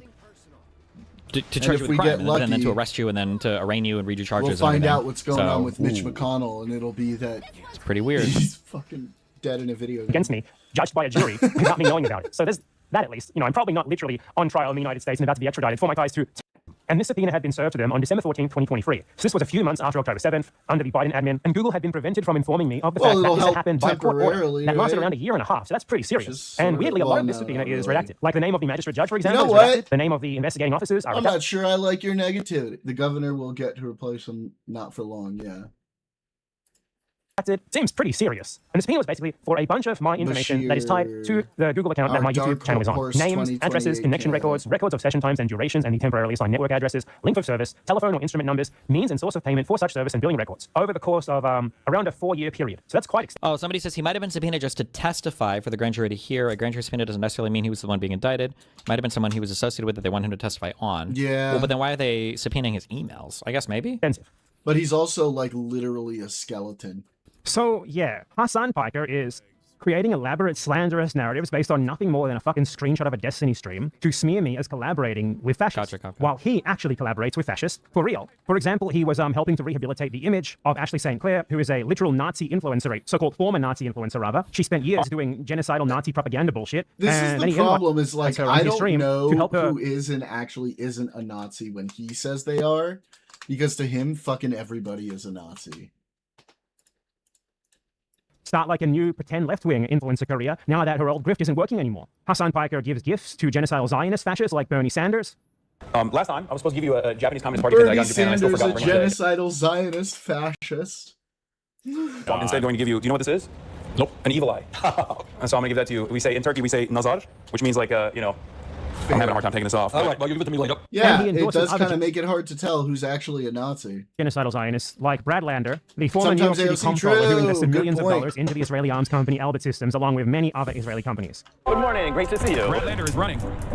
This community means everything to me. I'm not going to be sold on Brad, but if he wins, I don't care too much. I like Brad Lander. Like I said before, in the absence of Zohran Mamdani in that crowded primary for New York mayor, I would have probably gravitated towards him. But you are forgetting what he did as a Jewish human shield for Zohran Mamdani. The pure level of projection coming from this guy is off the fucking Oh charts. my The end result. Like, if you want to see the result of what he's doing, shit. just search Twitter for the term Hassan Piker Democrat. These people accuse you of being a Fed, and then you look at the sort of political end that they are serving, and their fans are now openly identifying as Democrats. That is one of the two wings of the US two-party system, of the US federal government, of genocidal imperialism, of Zionism that did the genocide in Gaza. His fans are posting, "We are Hassan Piker Democrats. We're members of the Democratic Party." He's accusing other people of being feds, like the fucking US federal intelligence agencies are terrified of you turning people into Democrats like this. Is that the thesis here? The US federal government is seeking out people further to your left to attack you for shepherding people into the Democratic Party? Off topic, the writers yesterday seemed impervious to data. It just slid right off their brains, and they immediately returned to their comfort zones. Is the media environment problem just intractable? I mean, yeah. I just didn't care that much. I realized as soon as I heard, as soon as I got a little bit into the conversation, I was like, I don't think I have the energy right now to do this type of debate. A proper debate with them would have been like, let's take one by one these USAID claims. Let us look into each of them individually. We kind of did it with the Transcomic thing. Let's look at what these officers, it would basically be like a civics 101, because you have to have a civics 101 with a lot of these people, and I don't have the resources offhand to point you to which office of inspector general was responsible for validating and verifying the where the USAID money was going to. I've just got, at this point, I've got half a dozen friends that work at universities or that work in labs, and just listening to how arduous and annoying the process is to secure government money, and all of the tracking and all the other bullshit that goes into every single fucking government issued grant. It's very annoying when I still hear in these debates and we're like, oh, government money, it just goes out to free to NGOs and there's no tracking or tracing or anything. It's like, bro, it's such an annoying fuck process when the government is sending you money, all of the strings attached and all of the hoops you have to jump through and all of the compliance and all of the follow-up and all of the it's just so much shit. So I don't know. Obviously, that's a ridiculous idea, and he knows it's ridiculous. Somebody said, I agree with you on most things, but a bad empanada is crazy. Why are we watching his video? Sorry if bad question. Why'd you put sorry if bad question? You're it's like some of you guys are I raise my hand to scratch my head and you flinch like I'm going to hit you, okay? Stop acting like that. You might be banned just for saying that, okay? When I say bad empanada is crazy, I need to specify more on this because I am now dealing with legitimately individuals experiencing psychotic conditions. I just mean that bad empanada is super, super, super far left, uber far left, super commie, way further left than Hassan. He's fucking nuts. Yeah, but I mean, you can still evaluate the points that he makes when he presents information in videos, because he'll at least present more information. He'll just show you one clip or one cut or whatever thing, Which is why he has to do this sort of slander against me and others who critique him for this. Straight up slander, made up narratives, disgusting lies. Every time I which he will, of fucking course, hear his never voice, account I'm like, boo. And of course, his fans act upon this pure slander. When they hear him say this, they buy it immediately. This is from Hassan's subreddit. Someone on his subreddit posted, BE finally teamed up with Destiny, so I feel very vindicated in my day one BE hater status. How did they team up, someone asked, and the response is Hassan pulled up a screenshot of Bad Empanada on Destiny's stream. All of it is just straight up Some people were saying this, chat, and I didn't want to argue with it. Hassan absolutely was they trying talked to... once, I think, and I think I watched it, and it was not a happy, good talk. It was very contentious, and yeah. show with that one. I think the reason why, because I don't think Hassan played any of the video. I think he just showed that screenshot. Hassan showed that screenshot and didn't elaborate much because he really did want to give the impression that BA was on my stream. 100% he did. I know there are going to be people in chat coping on, no, he just blah, blah, blah, but 100% it was a screenshot because he wanted to give the impression that me and Bad Empanada were chatting on stream together. 100%. But it's bought hook, line, and sinker, and that's why Hassan lies about it. He's another person, another one of his fans. I heard Bad Empanada collaborated with Destiny recently. This puts his principles in major doubt. By the way, the guy who posted the screenshot that he was quoting there, Ogre Boy 6, literally has a Hassan tattoo. The guy has a Hassan Piker tattoo. He does. This guy has Hassan and his dog tattooed on his fucking body, man. Dead and dog. Hassan reinforces the behavior of these sorts of people. He does it very intentionally. He does. He encourages them to slander his critics. He does. Because when they do it, he rewards them by featuring on his stream. Yep. And Liking this and sort of retweeting. grooms them into thinking, oh man, I want more of that approval from Hassan. And they keep doing it and doing it and doing it. They hoping do. for that next fix of Hassan showing them on his stream. He does this very consciously. Like, he will watch a video with like 500 views that someone made praising him on his stream because he knows that by doing so, he's encouraging them and others like them to keep making these sort of videos glazing him. You see how I don't watch like obscure videos of people praising me? Yet that guy fucking does it constantly. It's very intentional. He reinforces this sort of cult-like behavior among his audience. He encourages them to just lie about people who critique him and to avoid dealing with the critiques as well, obviously, by doing this sort of thing over and over and over again. And Hassan himself, like, he has been responding to me often lately, but the thing is, he doesn't actually respond to me. What he does is he sees a message in chat saying like, hey, did you see Bad Empanada said this or this or this? Usually a massive straw man. And then he rants about me for 20 minutes without actually looking at the fucking video where I said that. You see how when I respond to him, right? I respond to his videos. I respond to what he actually says. When he responds to me, he's responding to a straw man of me said by someone in his chat that he then rants about for 20 minutes without even showing his fans anything of what I actually said in my videos. Sounds like what something Hassan Like he recently would normally did do. like 20, 30-minute long rant about me on his stream about what I got wrong, basically what apparently. he fucking This does. is clearly like a mass response to a video that I made recently on my second channel called Here's What the US Left Needs to Do. Now, does he even show like a single second of this video here? No, you can scroll through the timeline here, and it's another Hassan video responding to me where he does not even fucking show you a single thing that I said. It's marvelous, isn't it? And I think, you know, the whole problem with this idiot's mentality and the whole reason why he avoids actually directly dealing honestly with the criticism of him from people to his left is really summarized by this part of his supposed response to me. There are tens of millions of Americans out there, by your own admission, ready to be radicalized into joining a Marxist-Leninist vanguard party. Go radicalize them. That's your job. That's what you're supposed to be doing. You claim to be like a real left-wing socialist communist guy. So that's your fucking job. It's not other people's job to do it for you, and then you tack yourself on once they've already done the work. Like you're in the best position of any of us to do something like that. But what are you doing instead? You're creating Hassan Piker Democrats. It's a choice. You could use your tens of millions of dollars and your huge audience to really do something paradigm shifting in the American political sphere, but instead you're doing shit that's already been done before. You're just doing the Squad 2.0. Shepherding people into the Democrats by lying to them about how this new crop of Democrats is totally different to the last time you did this 10, 9, and 7 years ago. You could be the vanguard of creating something legitimately new and different, a real challenge to the system, something that would really get you investigated by the feds as you pretended to be. But instead, what are you doing, Mr. Piker? You're creating Hassan Piker Democrats. And that really says it all. These people are honestly just disgusting, slanderous liars. And I'm glad to be a thorn in their side. He clearly feels very slighted by me, which is why he has done multiple 30-minute long segments ranting about me, of course, without ever actually responding to the videos that I make. Because he knows that if he shows his audience my points and the evidence that I'm showing for those points, which are things that he himself has actually said that contradict everything he claims to stand for, it wouldn't go very well for him. He just has no real response. Oh, yeah. True. Hence, what do we get instead? Outright fucking lies, based on Twitter screenshots None of posted it by people goes who literally well. have his face Y'all tattooed on their body. are, like, Where's the lie? He's like a leftist. Hassan is like a leftist, and you're like an actual fucking communist. Hassan actually believes in certain things that go against what you believe in, so of course it's not going to go well for him. More and more people keep asking, is Senator Mitch McConnell Where is alive Mitch? right Where's now? Mitch? And this is getting to be a weirder and weirder story. Where is he? And we have a new wrinkle I that don't is know. so bizarre I don't know. that I don't even know what to make of it. We have now learned that 3 days after Mitch McConnell was rushed to the hospital, his wife, former Transportation Secretary Elaine Chao, reportedly met with a top official in Beijing. And we've also learned that he was taken to the hospital after being found unconscious, a detail that took weeks to get about what happened with Mitch McConnell. So let me catch you up and then we'll talk about the new information. The former Senate Majority Leader, still a Republican Senator Mitch McConnell, was hospitalized on June 14th. We are now getting close to a month ago.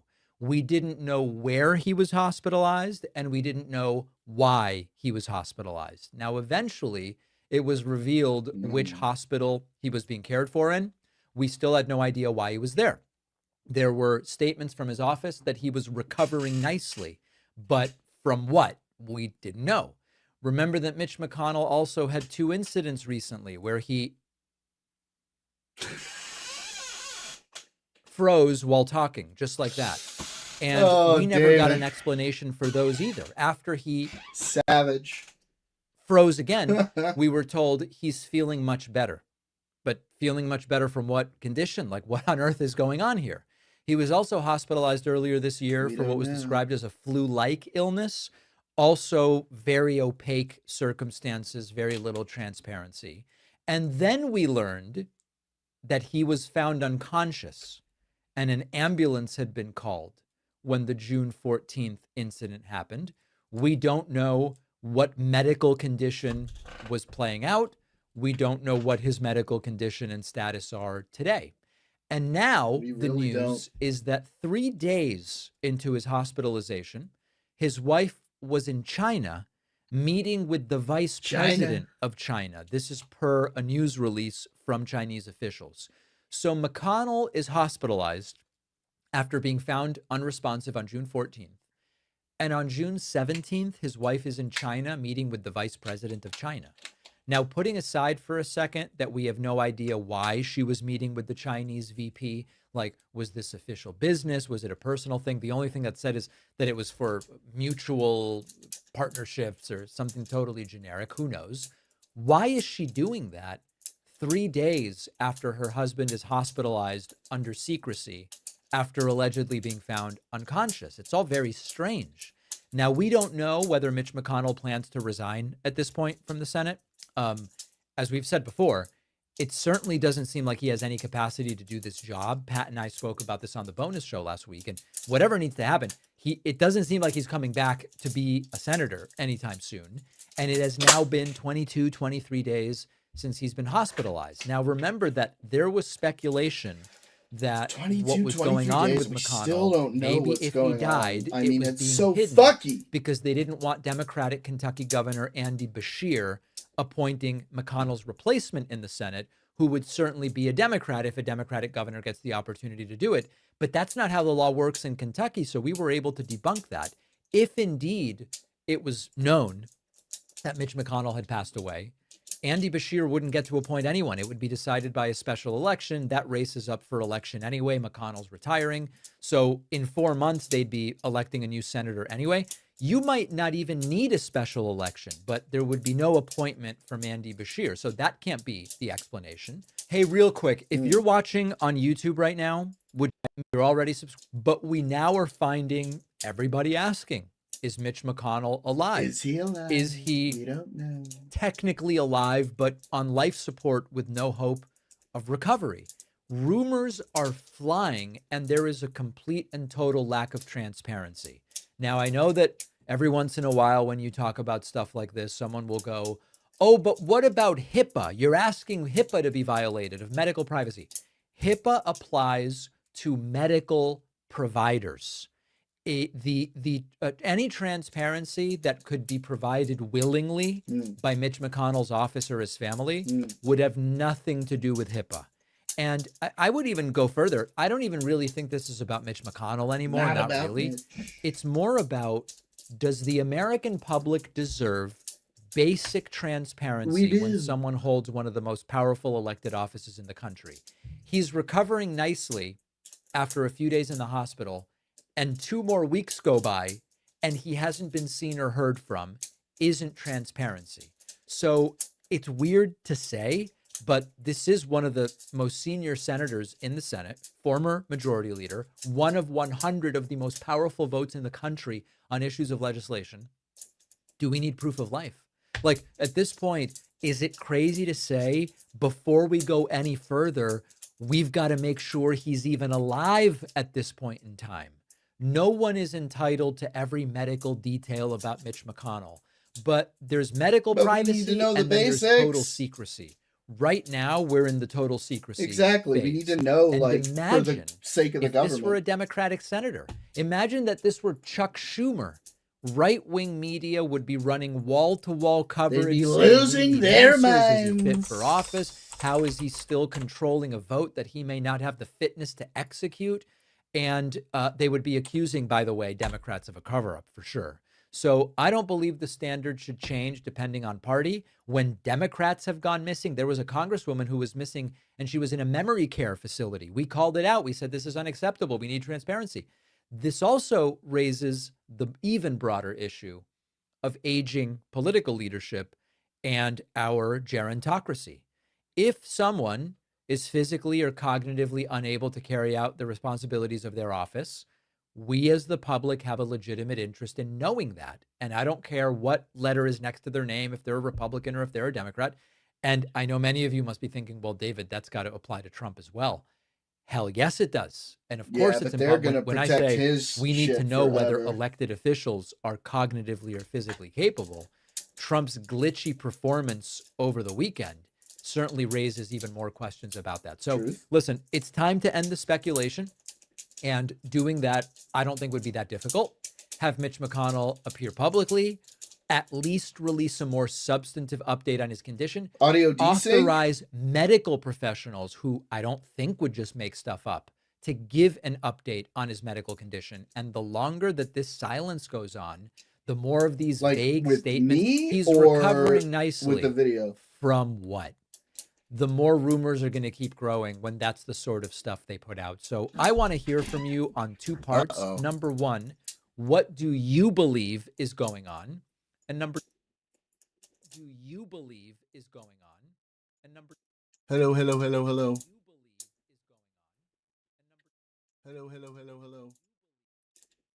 Looks like it's working for me.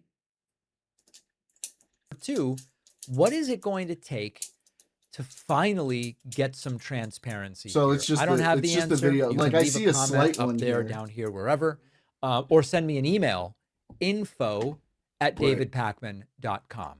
Thanks for watching. Check out another one of our videos and make sure to subscribe so YouTube keeps our content in your feed. And if you prefer audio, subscribe to the podcast on Spotify or Apple. Let me see if I have any like desync left over from the transfer to here. I don't think so.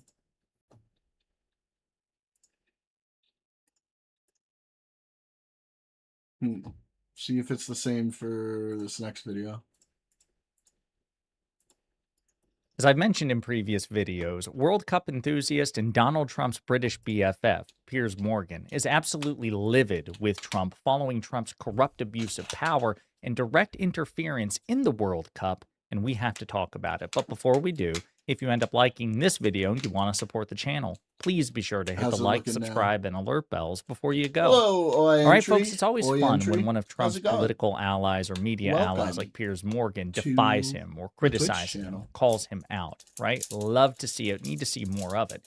It's also funny to see Piers encounter something that we experience all the time in the United States, which is that Trump corruptly abuses power for his benefit or the benefit of his allies. Is it desynced for you as well, Neighborhoony? Is there like a delay? Did I make a delay? Because I pulled over my last setup from my Mac. That was my streaming computer back to the Windows. All right. Now, you know, Trump's doing it on the world stage in the World Cup, right? Piers is pretty. How's it look for you?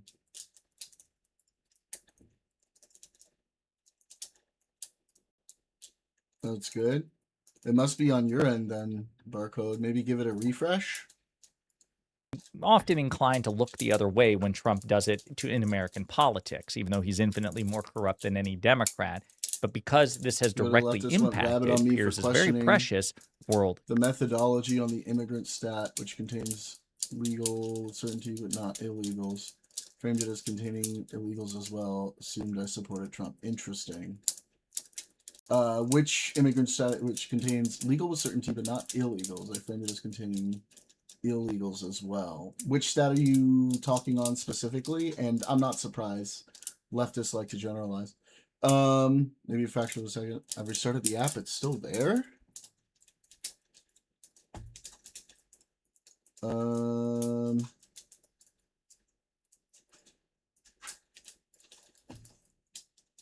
Filters. I don't have any audio filters on. Here, let me try to play it directly out of the window, see if that helps. Cup. Now Piers is calling it out, and he's doing so relentlessly. I want to show you a clip, as a matter of fact, of the latest episode of Piers Morgan Uncensored, in which this is a topic of discussion. But first, just to give you a little snapshot, full Sorry, snippet here. can't One of the remember many what I said. things I mean, that Piers Morgan has said about this fair is, enough. so Listen, wrong, Mr. President, at real Donald Trump. You are in a place where we are always against leftist rage. We're moderate Dems in my community. And yeah, did you get called a fascist, a Nazi? One of those? Downward thumb in response to what Trump had to say at the press conference earlier today, defending his interference in the World Cup and persuading the FIFA president to rescind, or rather calling the FIFA president, Gianni Infantino, to try to arrange the rescission of a red card suspension against one of the star players on the U.S. men's team. So with that in mind, I want you to see Piers Morgan here. We're going to look at some of his other tweets I had, calling this out. actually the other day, I had who was an old friend of mine, a leftist, came on and called me a Nazi. I'm Jewish, by the way. Called me a Nazi, a fascist, all of these things because I had the audacity to say, I'm going to wait for the courts to determine whether what's going on in Gaza is an actual genocide before I myself say it's a genocide.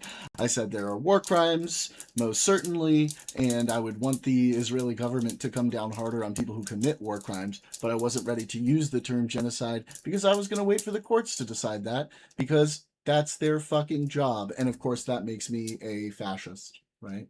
It was brutal, neighborhoody. I turned it into a couple clips on my YouTube channel. By the way, thanks for the follow, Oi Entry 9. Appreciate ya.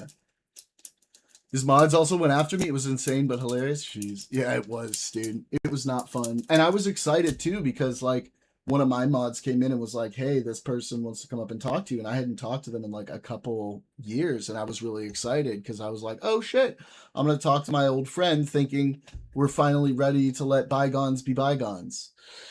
We were not ready to let bygones be bygones. That was not the case.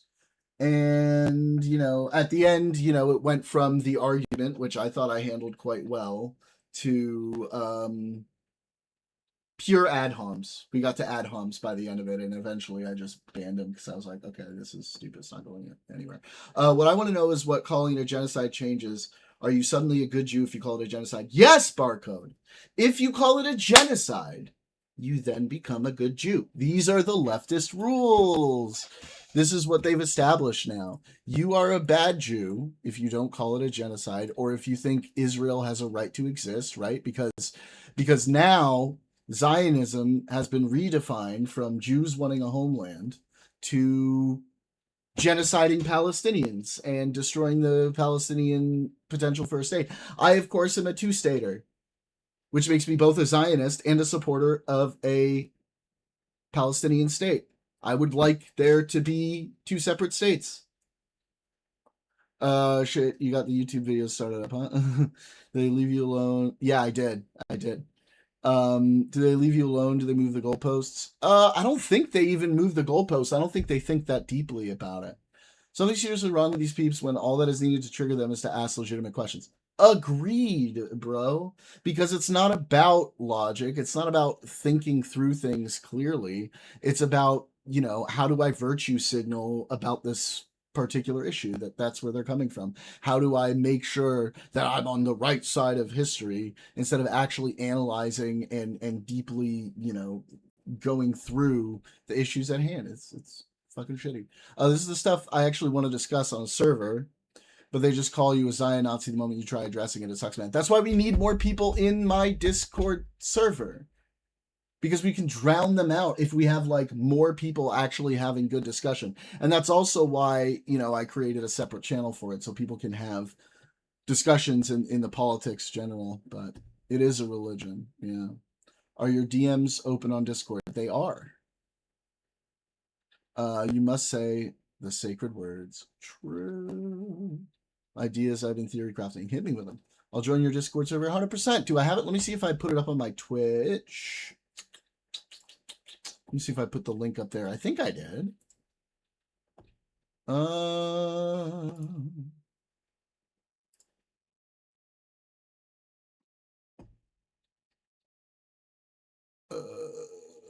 Yeah, I did. It should work.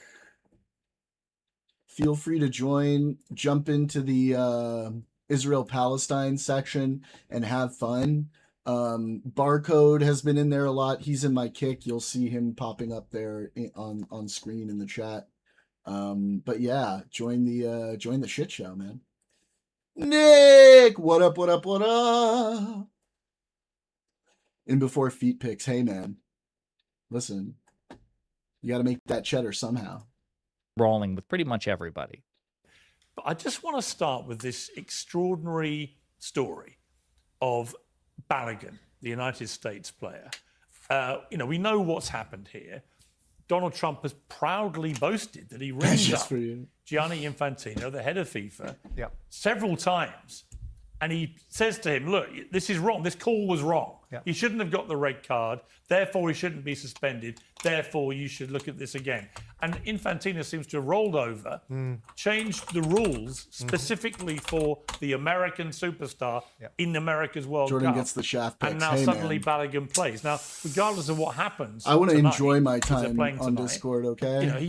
he might score, he Don't might give me the not, they boring might win, shit. they might not. But the principle, Simon, of what's happened here, what do you make of it?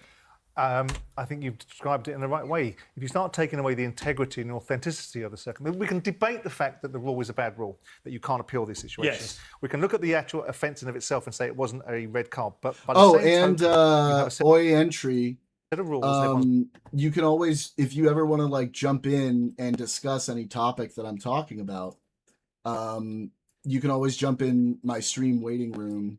Let me know, and then I'll pull you up, and you can be part of the discussion. Sometimes we have debates up here, and if you ever want to jump in, you can always do so. So, yeah. Got to abide by them. And we all know Oh, shit, Nick. that if Keir Starmer, I mean, everyone would ignore Keir Starmer's call, but if Keir Starmer were to phone up, or someone of, let's say the Paraguayan president was to phone up FIFA and say, I would like to have a discussion about this particular circumstances, they'd have got to go for the multiply response. So, well, imagine if Belgium did it. Well, that's my before point. their game Whoever it with is. the USA, right? Whoever Imagine it is. if they got the head of Belgium, Prime Minister, President rings up and So- says, we want this received. Yeah, it is weird that this happened with the red card. I haven't actually watched the highlight of the red card, but my understanding is that it was kind of a joke. So, kick fix this emote again. I could type the word classic again.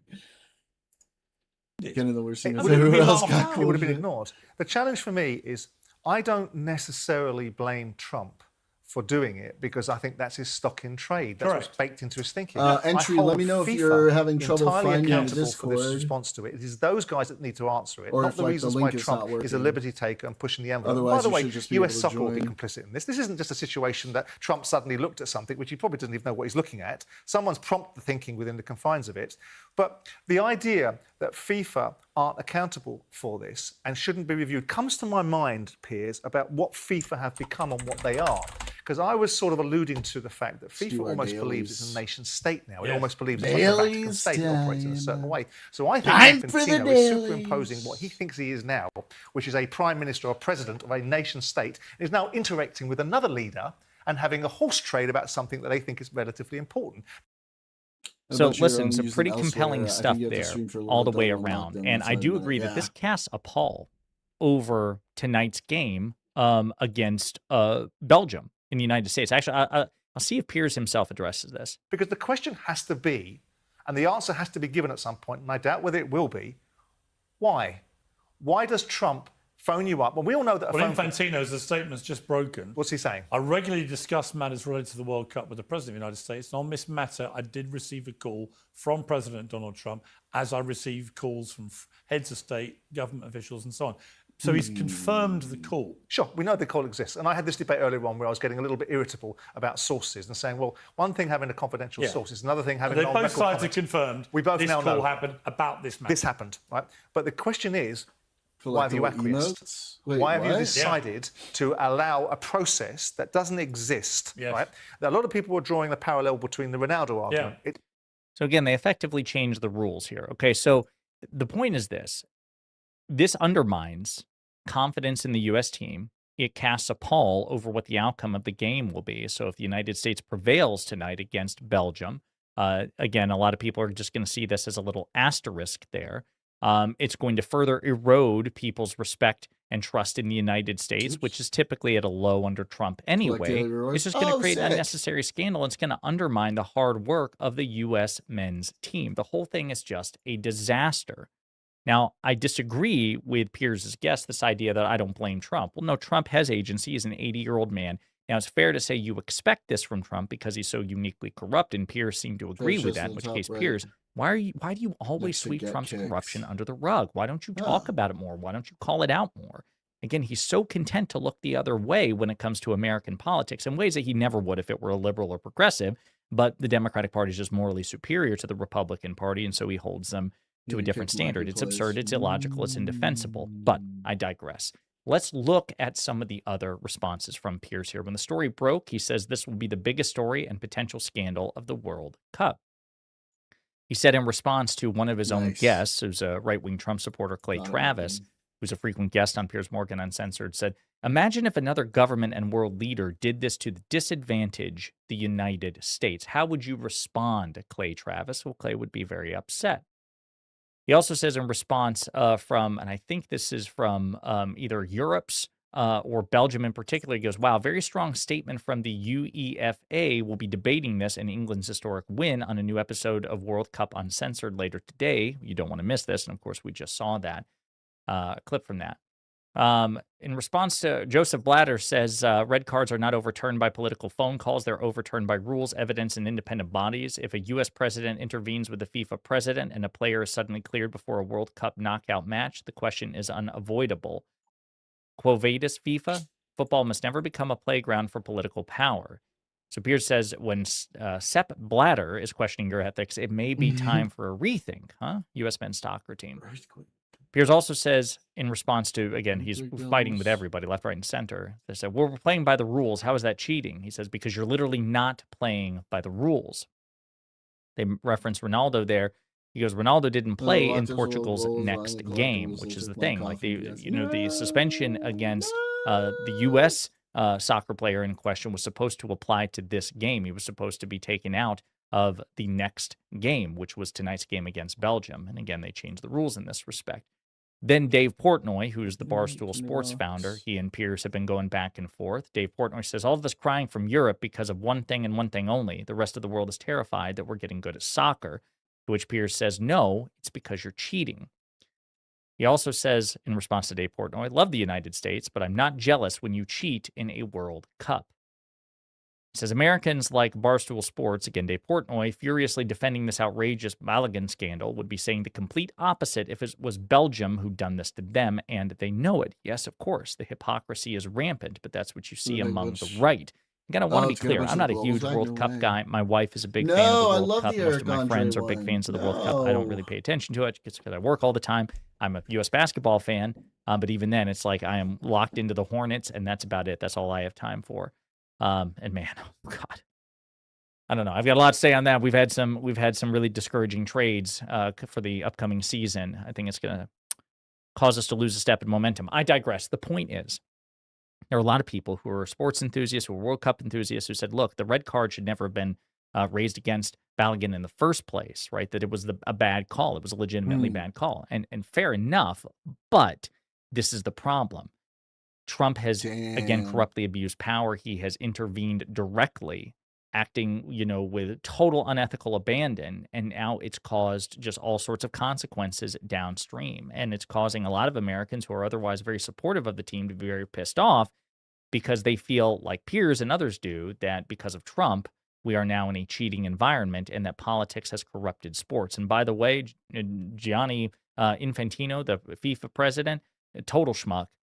Kissing Trump's ass, creating that, bullshit FIFA World Peace Prize when Trump couldn't get a Nobel Peace Prize, giving him little gold trinkets every which way is truly embarrassing. That guy should lose his job, and hopefully the next U.S. president is a Democrat and just basically does the same thing to him, just in the opposite way, just to show him how it just okay, if this is the way it's going to be, then I'm just going to humiliate you in the opposite direction. But again, I digress.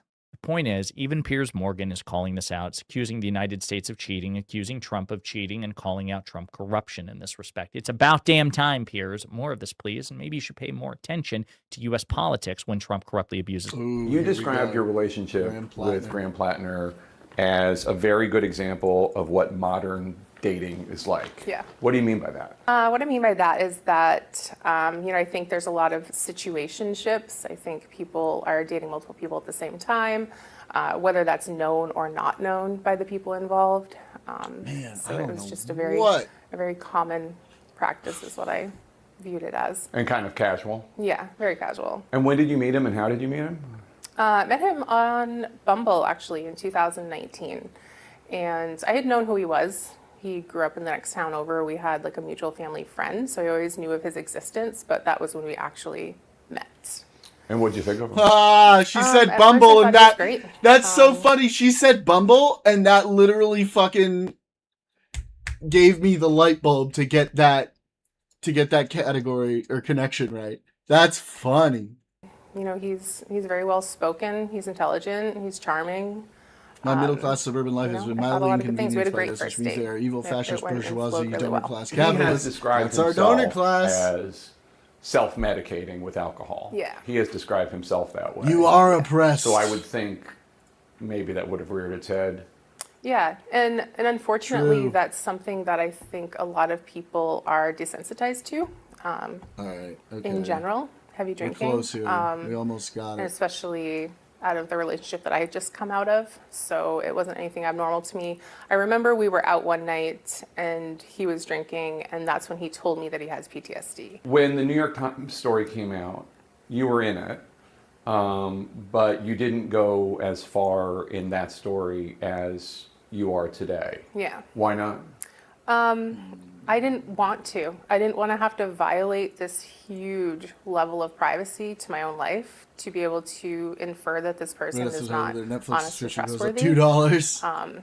I felt really protective of my own privacy throughout this whole process. And it got to a point where my privacy was no longer going to happen. And that was when I kind of just made the decision that I'm going to say my piece and get it out there. I had tried to give the impression that something, worse happened. And that's when it was like, I refused to comment further. You definitely alluded to a bad night. Oh, no. Yeah. So bad that you never saw him again afterwards. Yeah. But just to underline the point, you're not coming forward because you have any political motivation. No, not at all. That was actually one of the huge reasons that I didn't come forward and still struggled. Like, that was a huge moral conflict. I'm going to lose. No, to feel like. What was it? Because you'd like a Democrat to be in the Senate. Science fair model subjects. I like the things that he speaks Acne about. They're products important. used They're by important Wile E. to Coyote. People. I'm Fuck one of those off. people. But at the end of the day, you feel he's not being honest. He's not being honest, no. My dad. And we should is know this is 2021 we're talking about. It's only 5 years ago. Tell me about that. When was it? It was at the end of 2021. I remember it being shortly after I moved back into my winter home, because that is where it happened. And it was a night where him and I were texting back and forth, and he had 97. taken something Nice. that I It was said Bulgaria. as an invitation. And that's not how I meant it, and I quickly 5 years clarified. always running for And Senate. Yeah. he sent a message back indicating that he would come over, and I said, no, don't come over. Like, I'm not in the mood, don't come over. And I was more stern with that message. And then I didn't hear back from him. So I thought that meant he got the message or gave up on it or whatnot. And so like half an hour later, I heard a noise outside my door, and then he came in. He just came into my house. It was unlocked. I live in an area where you don't usually have to lock your doors. I do now. So he came in, and I realized, okay, he didn't listen. He's in my home. And I was laying on the couch. It was probably pretty late at night, and I was already ready for bed. I just wasn't in bed. And so he had kind of like jumped on top of me and indicated that he had intentions that were sexual in nature. And I remember just at first being like, hey, I'm not into this. Like, I'm not in the mood. Like, don't, whatever. Qantas sells gotta be Australian. And it got to the point where Say Sydney. I was like, okay, I feel like I've said this enough times. Like, he's not listening to me or he's not hearing me. And I looked at him, and I remember this very specific look in his eyes. And I could smell alcohol, and I was like, this is different. He is heavily intoxicated. Like, And that blank stare Neighbor was Rooney, what does this look kind of like a photographic 60s, memory 70s, that, 80s? that I still have of that night. I'm thinking And 70s, maybe? That was me recognizing what the situation was. And this wasn't just like, oh, hey, somebody showed up and I'm going to tell him to go home. Like, he was heavily intoxicated, had intentions with me, and wasn't listening when I said no. And you were saying no. Did I just do something?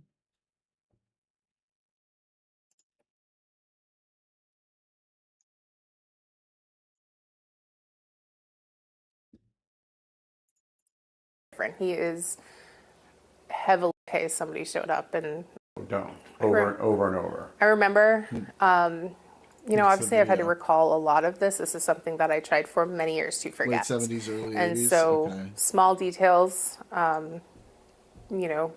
might get past me, but yes, I remember 81. very specifically saying, Oh, I'm it not was into New this. Zealand. In my Shit. message previously, I had told him I had had an old back injury, and I remember saying, like, I'm not in this. I've had a long day. My back hurts. Like I was in that kind of mood, like the leave me alone mood.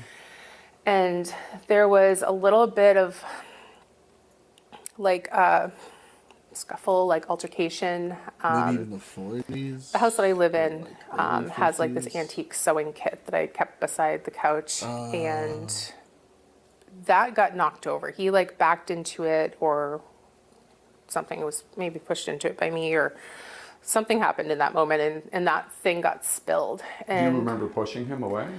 I remember potentially pushing away with my legs, like,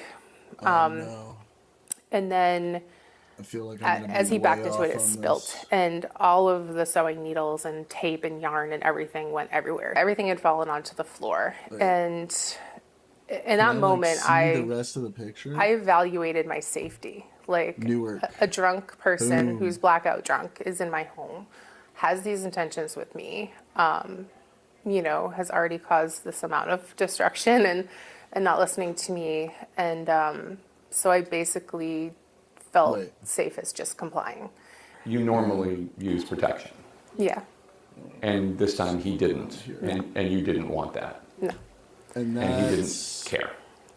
No, I don't think. Was this my words 50s? I were falling feel like on it's 50s. deaf ears or drunk ears. 57. And Okay. you were Well, still saying, shit. Hey. don't do this, or I'm not into this? A drunk person I who's remember drunk is in my home. specifically him like grabbing at my chest, and I like hit his hand and I said, "Don't touch me." And I remember that during the altercation And specifically. then he kept going. Yeah, and it was this weird mix of like coming in and out of, I don't think consciousness is the Vietnam? word, but like coming to and kind of falling back into that drunken, I don't know what I'm doing state. I think Vietnam, And- right? Yeah, and he would apologize in those moments and then go back to doing what he was doing. So he was aware that he was doing something wrong Yeah. and saying sorry. I feel like he was in moments. Is there any way that he thought this was consensual, or no? Just because I don't believe that you in, can like, the think that 90s, that maybe? scenario is consensual. What does this You look have like? you have to understand that wasn't when somebody is My repeatedly. home. I mean, when somebody in the middle of it says, "Don't touch me," like Video. that's obviously not karaoke consensual. cassette. especially if he's apologizing on occasion. Yeah, yeah. 95. And that nice. next morning, so after everything ended, I ran to the bathroom, which is just beside my bedroom, and I was in there for a while and just trying to like comprehend things. Like, Were you crying? Were you? I honestly I don't think I was crying. I was like more in shock and yeah, just trying to understand like Team what had Project just Hail happened. Mary, Especially yeah, like this is a really person good. I have known and have trusted and have had very consensual relationships with. Like, all along until it wasn't. And so that was a really gotta be hard Italy, thing right? to understand, that this was a person I trusted. And so I like spent a little bit of Venice, time in the maybe? bathroom, and when I came back out, So he good. was asleep in my bed. And at that I'm gonna point, say Venice. I didn't know what my options were. Like, obviously, I don't want this person in my house. And when I, earlier had realized how drunk he was, I knew This that looks he'd like- driven over that way. Like, I'm surprised he made it to my house. 60s? And if I woke him up and 70s? sent him home. Like, I am now making the decision to 62. put somebody that drunk on the road. And I didn't want to Hey! live with the fact that, like, if he got into an accident or hurt somebody else. And I remember thinking that I could tell him to leave, and I could call the police immediately, and I could at least get him caught for drunk driving. So I was like, I'm going to let him sleep. Yeah, and very good the second he movie. wakes up, I'm going to tell him to leave. And Really good so film. One of the best he films slept. I've I seen lay this there in like a decade. state of panic all night. And I remember This turning on, I have decade. like one of those noise machines that you sleep with, and I turn it on ocean waves, and I'm like, I'll just try to meditate. And it didn't work. So in the morning, he woke up and he went to go put his arm around me. And I was like, whoa. And realizing this person doesn't know that what happened wasn't okay. And so I remember taking his arm and throwing it back at him. And I said, are you fucking serious, Graham? And he's like, what? And I'm like, Benefit of not having even seen do the you trailer. not Oh, hell remember yeah. what happened last night? He's like, Went in no. blind. And I'm like, okay, I need you to get dressed and leave and never talk to me again. Like, nothing that happened was okay. And he did. He just got up and got dressed and left and didn't seem concerned. Oh, that's an abrupt ending to the video. Okay. Let's see. Oh, a little Isaiah Martin video. Okay, what do you got, Isaiah? Did Mexico pay for the wall? No, obviously. Of course not. Did other countries go pay tariffs? The entirety of America. So it's almost like so it's almost like all the things that Trump promised just don't turn into fruition. What's up, my friends? Back again with another Not Alive, and I gotta tell you, this started off in the very beginning with him probably conceding my fastest cook ever.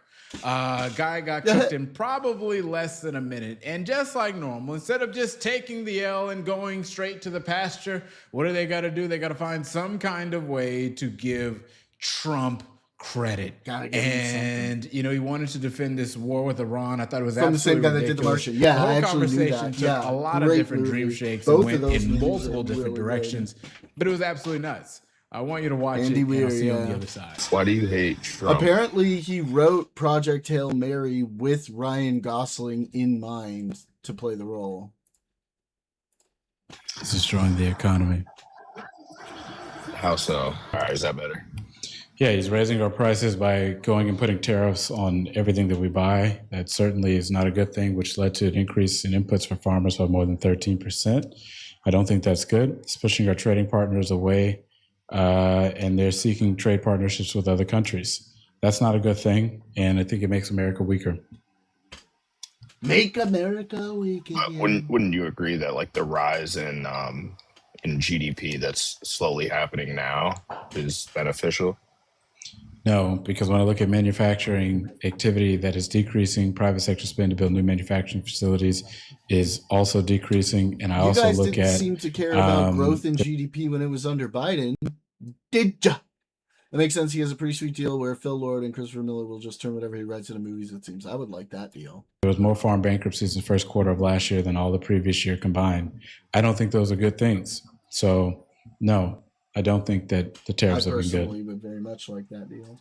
You don't think that's just like a temporary setback for a big boom that's upcoming, or? No, because if our trading partners are inking these deals with other countries, they're going to be looking to buy from other areas, which means that they're not going to be as willing to go buy from us. So that's a long-term effect of a policy that they have pushed in place. And so what deals are you referring to when you say? So, for example, Canada working with India to go and buy a lot more products from there.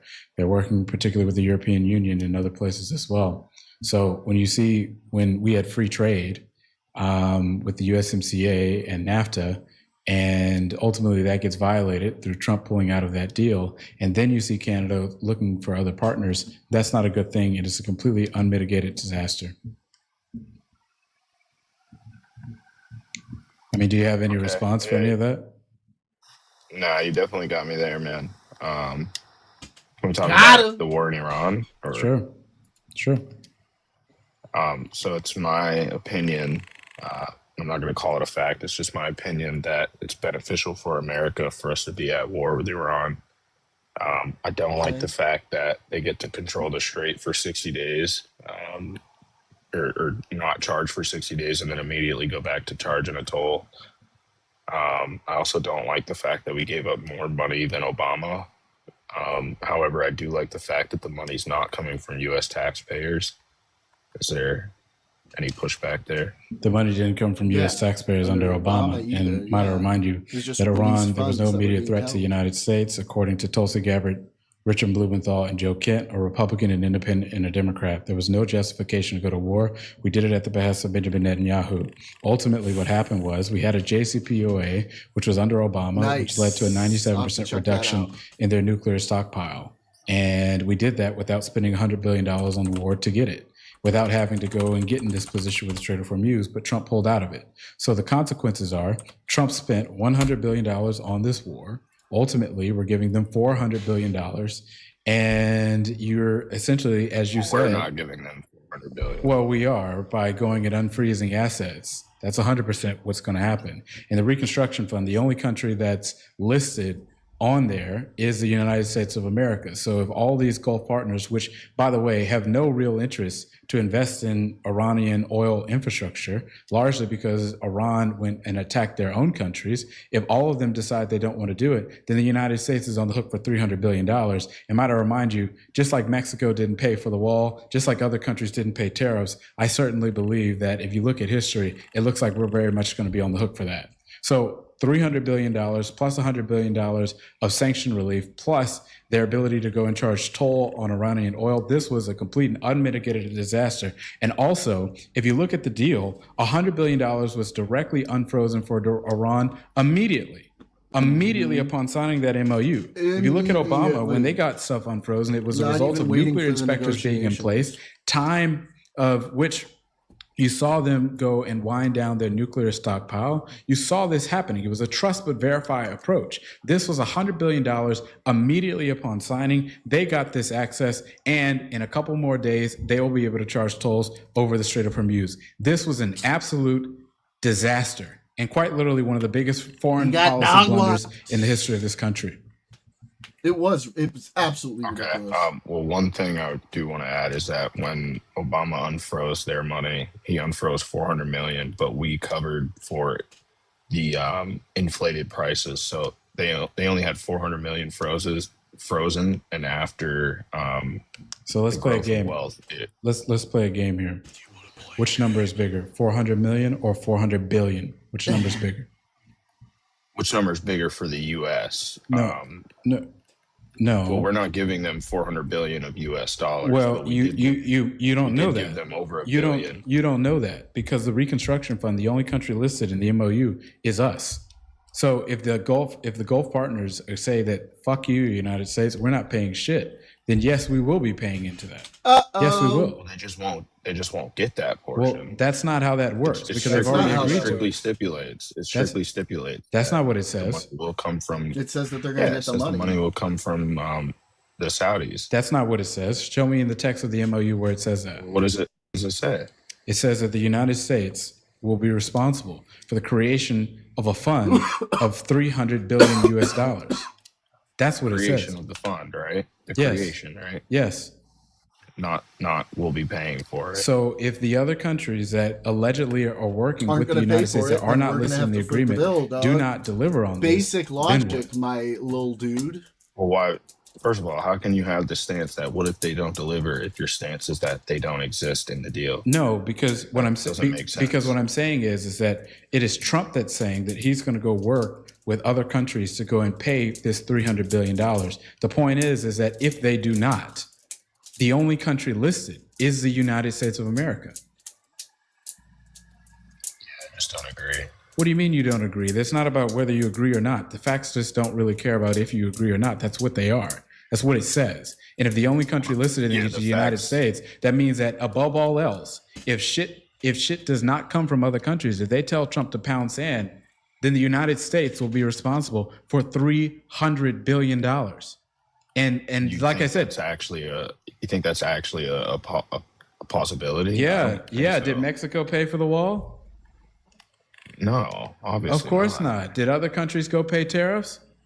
The entirety of America. So it's almost like it's almost like all the things that Trump promised just don't turn into fruition. So with a guy with that kind of track record, I absolutely don't believe that he's going to go get the Gulf partners who literally Iran just bombed to go now fork over $300 billion to go rebuild Iranian oil infrastructure, which we already know they use for the development and funding of their proliferation activities. So no, I don't support that Trump actually is going to be successful in doing this. And this track record shows exactly where we are.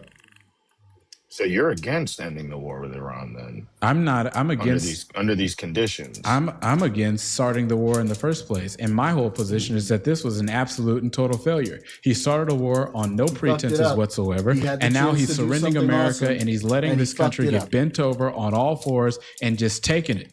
Because this is a disaster. Absolutely it never should have happened. Absolutely not. America's getting railed, brother, whether you like it to admit it or not. Damn. This country is getting fucked. Absolutely not. Getting railed on all fours. You think $400 billion to Iran is not a total surrender?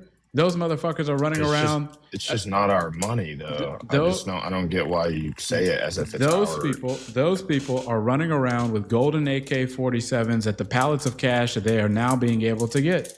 Pallets and pallets of cash is now heading to Iran. $400 billion. That's how it is. This president got bent over because he's too stupid. He couldn't negotiate worth shit. And they conned him out of more money than anybody could have ever imagined. I told you he got cooked pretty fast. Yeah. And so I guess afterwards, we just put him back on the grill, and it was more of a slow crock pot type cook. But look, here, at the end of the day, when you go and enter a war, Isaiah Martin? He was a congressional candidate. This weekend, in the midst of the country's 250th birthday festivities, he's a rising star a stark and disturbing display emerged from our nation's capital on Saturday when masked members of the white supremacist group, the Patriot Front, marched through Washington, D.C., carrying Confederate flags and shouting slogans like, quote, "Reclaim America." One photographer captured this stunning, now viral photo of a young black woman sitting on a Metro car while the masked men surround her. Joining our panel now is Roswell Encina, who was also photographed riding the Metro next to Patriot Front members over the weekend. Roswell, thanks very much for joining us. Thank you for having me, Casey. Can you take us inside? I think when we see that photo, it's silent. You see these people standing in their masks. You see this woman sitting there. What was it like to sit on a train car like that? It was very unsettling, as you can imagine, very uncomfortable. I was heading towards Maryland to the new Carrollton station. If you live in Washington, that's the last stop on the line. It was full of just normal tourists and families from Washington, all in red, white, and blue, ready to go to the mall or get off at Capitol South by the Capitol. When they emptied out, I realized, that was fun. It was nice seeing parents with their kids and babies just celebrating the 4th of July. Then after they left, the car pretty much emptied up. At the next stop, I saw this mass amount of men in masks and hats and sunglasses, and it was very unnerving. I probably kind of froze there when they were all kind of boarding, not knowing what was happening, and I had no idea who they were, so I was naturally nervous when a big group of unidentified people walk in. And you ended up in some photographs taken by a Getty Images photographer. What did it say to you that there was a photographer there? That's when it alarmed me. This is something, But the photographer also gave me some comfort, knowing that somebody was there with a camera, just in case something happens, because I was realizing if anything happens, I won't be able to identify any of them because they're all dressed the same. So it made me realize to start paying attention. What are they wearing? Never a good sign when everyone's. This is like very KKK-like. These guys are all chuds, and I'm certain less than 10% could win a bar fight. Probably give me an educated idea who they were, and I was texting some friends. This is happening. I just want you to be aware that I'm in the middle of a metro by myself. So if anything happens, you know what's happening. Do you have any thought as you're on the train as to who they might be? Like I know you said you didn't know who they were, but what were you speculating when you see a bunch of white guys with masks and hats. Clearly, they needed to cover their faces for a reason, right? My mind immediately went to that they were white supremacists. So, and I work for the U.S. Capitol Historical Society. So my first thing is, I need to remember this and try to document of what's happening. I'm not comparing myself clearly to real American heroes like Rosa Parks and folks who sat in at at diners in the 50s and 60s, but I knew this was a moment that I have to kind of be present, turn off whatever I was listening to on my earbuds, and make sure I was aware of what was happening. This is I'm sure their presence was unsettling, but how did they behave on the train, and what sort of sense did you get from them on the car? They were surprisingly very civil and very organized. They were just chatting among themselves like any other people who were sitting Just having or casual racist conversation, traveling using the metro. Just from what I could hear, many of them didn't even know each other. I could hear them introducing themselves to one another with their full names and asking where they're from and how they're doing. So, hey, one more question for you. Any insight into the woman who's photographed? Did you see her? No. That's another reason. I really was just by myself, I think, in the car, along with the Getty photographer, and because there were about 400 of them, so I'm assuming they took over several metro cars of that train, and it's another reason I decided to talk about this. That image of that young woman is very compelling and very powerful, and clearly, as my position at the Capitol Historical Society, I do have a platform to talk about this and give my insights on the history and the civics that are connected to all this, but this young woman doesn't. You, of course, posted a little bit about your own personal story, and these are people who were here to say, reclaim America. But the story you have has been considered a quintessential American story. How does that fit with your experience with this? I mentioned in my social media post that I moved to this country when I was an infant. I was a year old. My father was serving in the U.S. Navy, and my mother, so we all moved to Connecticut. It's the quintessential American story. So my father was being stationed back. Kobe Smulders. Back and forth between the Philippines and the U.S. base in the Philippines and back here in the States. So I remember when I turned 18, we were living in the Philippines, and he brought me to the U.S. Embassy to vote in the 1988 presidential election. I just turned 18. I was very excited to do it. So since then, I've been very kind of not taking civic engagement and voting for granted. As we've all learned, too many people have died and fought for that right, especially for women and for people of color to vote in this nation. So as this was all happening on the 4th of July, it really was a big moment to reflect on not only my personal life, but of the nation. Yeah. Brad Todd, were you surprised by how the administration responded to this? In fact, before I ask you that, let me play what Doug Burgum, the Interior Secretary, had to say to our colleague Dana Bash here on CNN on Sunday. Let's watch that. One of the foundational principles of the United States, which makes democracy messy, is free speech. And there are plenty of things that I see that I might personally find offensive, irreprehensible.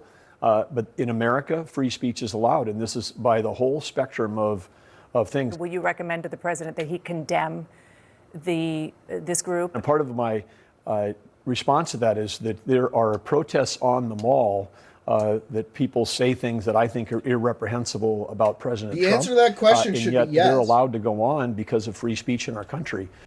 The answer to that question should be yes. It's easy to condemn them. I would condemn them it's so instantly. easy to condemn and I think them. the rest of his comments are right. And if you live in Washington, D.C., as we all do, the metro on any given day is full of fruits and nuts who are coming here really angry about something. I remember taking my kids to an inaugural in 2017. They were quite small. I just wanted them to experience history. And as you remember that day, there were more protesters probably downtown than there were supporters of the president. And they were very angry and they were very profane. And they were frankly, it was not appropriate in some of the things they were saying. I remember thinking this is really a bad parenting moment for me to have had my kids out in this mess. And so I don't think it's unusual for people to come to Washington to say controversial things. And I condemn these guys, and I condemn what they think and what they say. But that is part of a free society, is to have this open public square where you can come and say things that other people are going to find reprehensible. So on your point about an open public square, I want to play this moment from The View earlier today, because one thing about Free speech, of course, is that, yes, you put your face out there, you say what you have to say.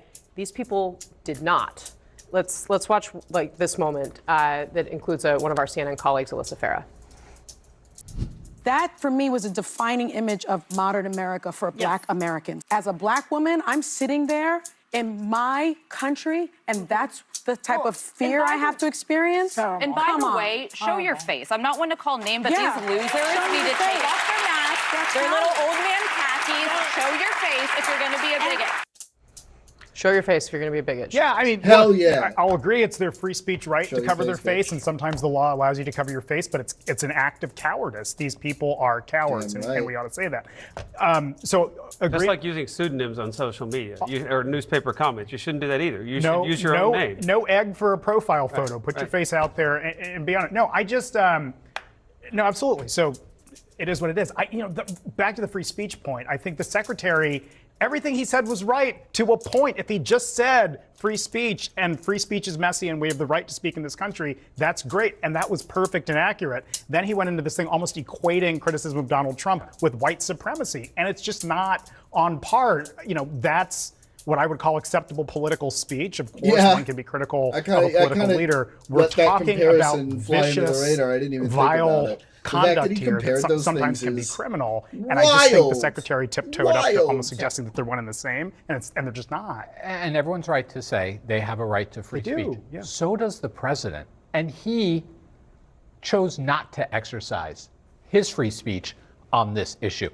It's not like he's got a problem doing that in general, right? He'll jump on Truth Social to criticize anybody and everybody who disagrees with him.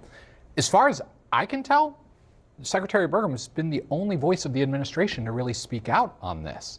And the fact that the president on America's birthday didn't stand up to lift up American ideals that these guys are antithetical to is disappointing. Well, and I think it's also worth noting, and we saw this in the run-up to January 6th, that there are people who hear what the president says, stand back and stand by. They hear what he doesn't say, and they certainly interpret it as a permission structure. Everybody gets that very quote highest wrong. level. They say he says stand back, stand by. That's not what he said. He said stand back and stand by.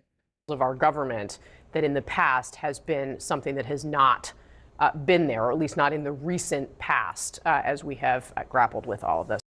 All right. Coolio. All right. I think that's going to be it for me tonight. I will, of course, be back on Wednesday. Good hanging out. We got a new follower on Twitch. Hell yeah. I hope he joins the server. We'll see him around.